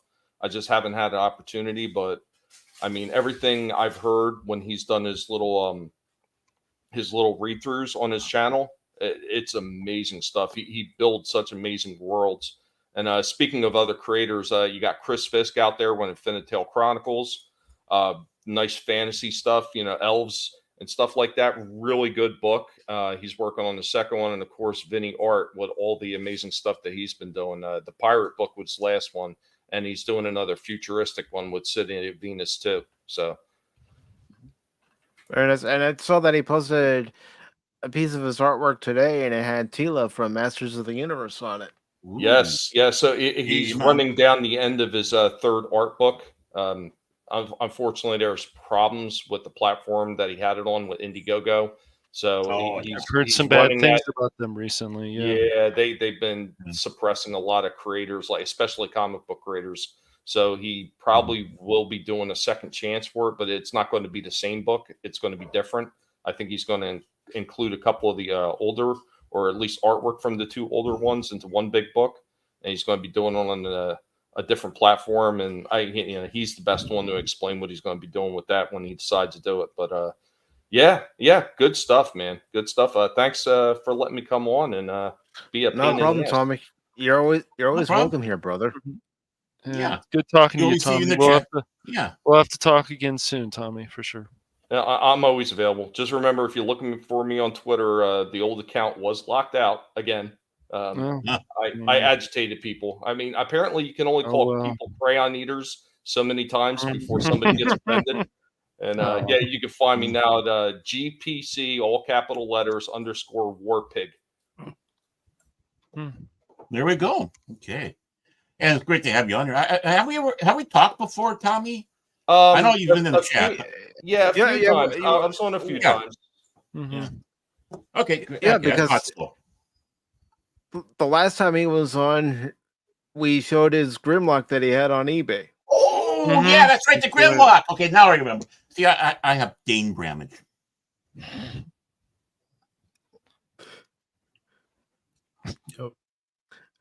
And Anonymous, what do you have coming up? Oh, do we have to? Yes. Hey, I get my turn. Leave me alone, Baron. Yeah, well, that's just like your opinion, man. See? I personally have no videos, but I'm working on a thing to put on my channel, and hopefully it'll be done sooner than later. I'm still working. I'm almost done with page 4 inks, and hopefully I'll get get moving on that a little faster. Time is a killer, but you know how it is. Fear is a mind killer. True. One day I'll have that on there, and everybody can read it and see if they can tell me I suck. And oh my gosh, come on. Well, I'll tell you what, Adam, I'm not even going to criticize. I can take it. But I'm not even going to see it here. I haven't seen it yet, but I'll just sit back and say it sucks, Animus. I'm just going to get it out. Thank you. See, this is what I'm looking for. I'm a masochist. I need people to This is why we put Baron in the basement and stuff, and he's locked in there. And he goes, "Can I get some food?" And we go, "No." Well, maybe the addict. And we go, he's like, "Can I get some food?" And we're like, "No, not right now. I'm in bed." Then they're chained to the wall like sloth. And you and Baron throw me in the dinghy when I'm not around. That's right, we do. Yeah. Well, yeah. Anyway, it seems I am one sub away from 200. Awesome, man. I've gotten quite a few subs the past couple months on just the Resident Alien video alone. That's good, crazy. Man. I keep getting comments brother. about it. It's crazy. There we go. It's like a resurgence. Everybody just like, let's watch Resident Alien. Oh, this is terrible. What happened? Let me go to YouTube. Oh, this guy said something about it. When, when other people sit back and say that, nothing crosses my mind. But when you say it, I'm just imagining you wearing your leather outfit and with the whip, and you're going, I got new subs. Yeah. Pulls out his gold wand. Yeah, you got it. No. You can't. You don't know. Yeah, you don't know. No, we don't. Out in the she shed out back. Yep. Mm-hmm. Yeah. All right. So sub, like, watch the video, follow me on Twitter. I post artwork that is awesome. See, I'm trying not to down my own stuff. So don't. You shouldn't. Honestly. I've already told you when you have it done and you want to show it, that you can come on and show it. Yeah. It'd be fine. Yeah, man. We're not going to be like some of those other people. This artwork sucks. It's like he's going to get better. I'm telling you guys. Everybody has their own style. That's right. I don't want you to lie to me now. I don't like that. No, we're being. Hey, Animos, have I ever lied to you? Have I? I've only been. Yes, every time I come on here, you lying through your teeth. Okay, you got a point there. Look, I know where you're coming from, Anonymous. As one who doesn't like smoke blowing up his ass, you don't want me to blow smoke up your ass and tell you that the art's good. When I might think it's not. I'm a little bit worried, Mike. Is that suggesting you've had smoke blown up your ass before? I mean, what is the comparison? Was it a cigar or a cigarette? Let me just say, I've had some people say, yeah, you're doing great work, but things have happened. I said I'm sorry. Just take the apology and just accept it. No, but you were always talking before, Anonymous. You, dude, your art is improving, man. I can see it. Like, just keep doing what you're doing, man. I like how you put the little dresses on the stick figures now. Oh, boy. Thank you. It's a new thing I'm trying out. Dude. He talks to his dogs too much every day. He's like, "You like me, don't you?" They're great conversationalists. Well, Mr. Conversationalist, what do you have coming up on Baron Owen Tag's Fandom Legacy? Oh, it's me. Okay, cool. Well, I am. Yeah, it's my turn. Of course, I'll be hopefully gaming. I don't know what we're going to be doing on this next Friday here, but with Cash Monet. Coming up a few days, we're Vermintide 2 again. Oh, wait your turn. Wait your turn. I know. Okay. But he mentioned something, so anyways, go ahead. Well, wait your turn. I'll wait a minute, okay. Yeah. Go ahead, Baron. But yeah, of course, I'll be with the usual goofballs with that one. Saturday, 7 o'clock Central Daylight Time, because we did have the glitch. On the Phantom Legacy, my channel, Saturday, 7 Central, is going to be Babylon 5 Season 4 talk. And I hope we're going to have a good little conversation on that. Of course, Sunday, back here with Mike for Pop Talk. Tomorrow, I hope it's still going on. I haven't heard anything much since the initial conversation. But on Ryan Athay's channel tomorrow at 9 o'clock, in the morning, Greenwich Mean Time, which comes out to 4 p.m. Central Standard Time, our daylight time. I'll be on his show. I don't know what the heck's going to be happening. I don't know what we're talking about, but that's okay. I roll with the punches. That's why I'm on Pop Talk. So that's looks like what is in store for me, plus a little dose of insanity. So yeah. Nice, very nice. Bro. Roger was just tired of talking, so he's going to pull you on to do all the work. Yeah.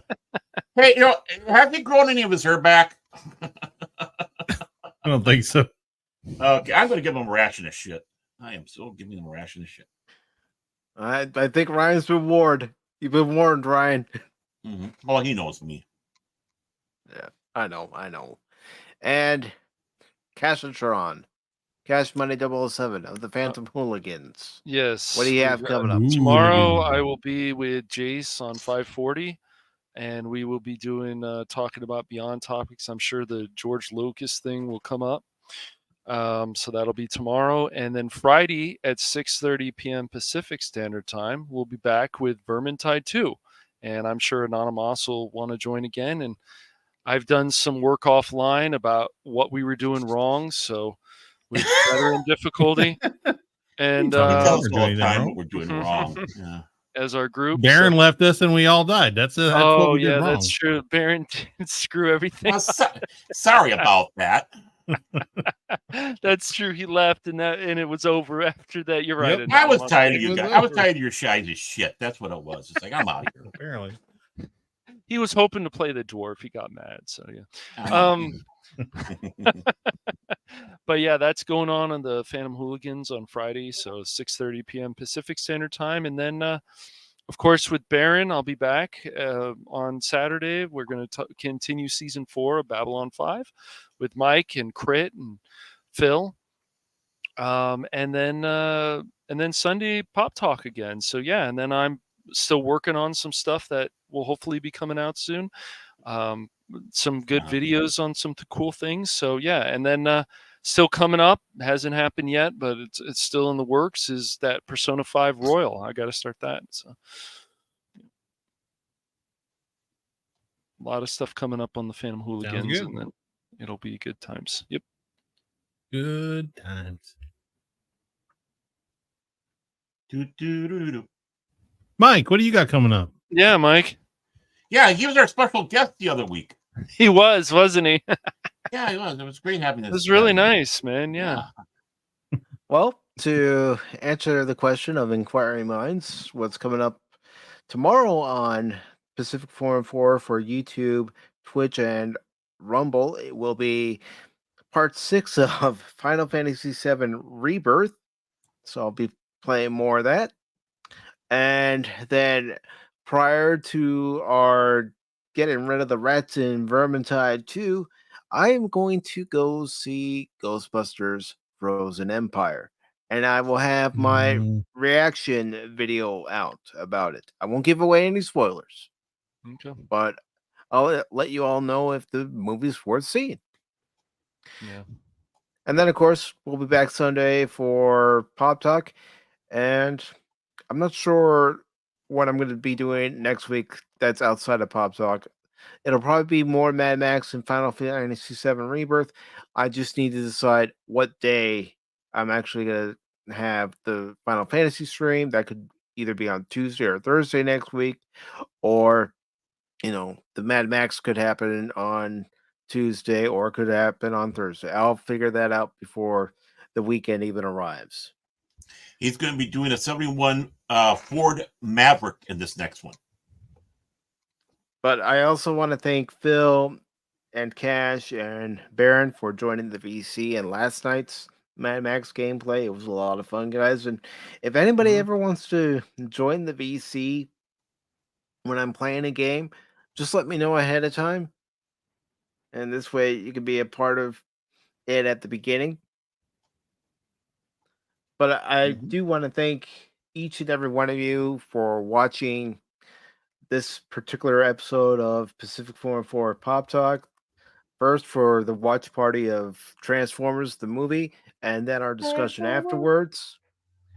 We currently have, with all the platforms combined, even, on Rumble, on my Twitter, on Janet's Twitter, and also on the YouTube, we currently have 242 of you watching right now. I want to thank you all very much. Make sure to follow and subscribe to everybody who is here on the panel.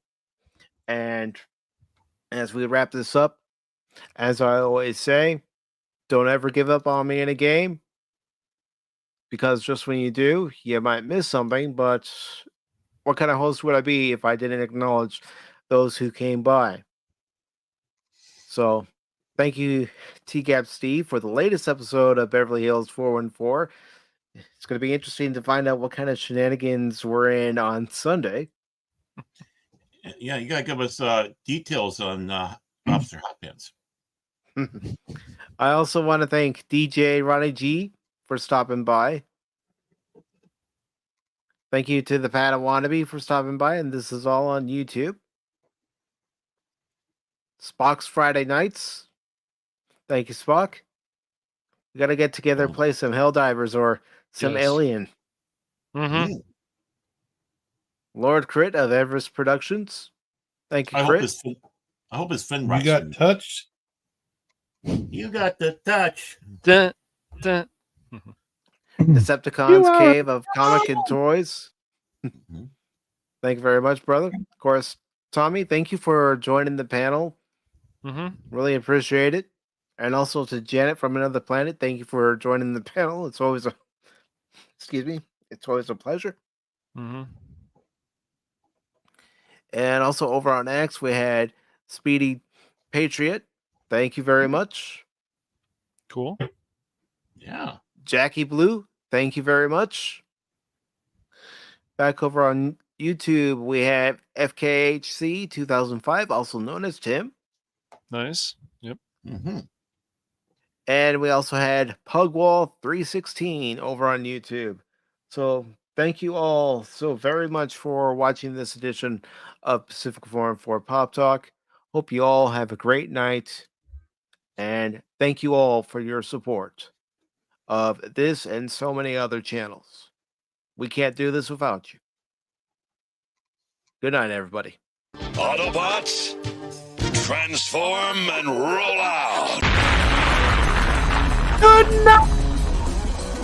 They like us. They really, really like us. Except for that one person. They like No, us. they don't. They hate us. What are you talking about? They put up with their shenanigans. Shenanigans. Shenanigans. They like us. They like us. Except for that one person. That's okay. We like you too. We like you no matter what. We're like Mr. Rogers here. They were all here for Rogers Janet. 414. Oh, yeah.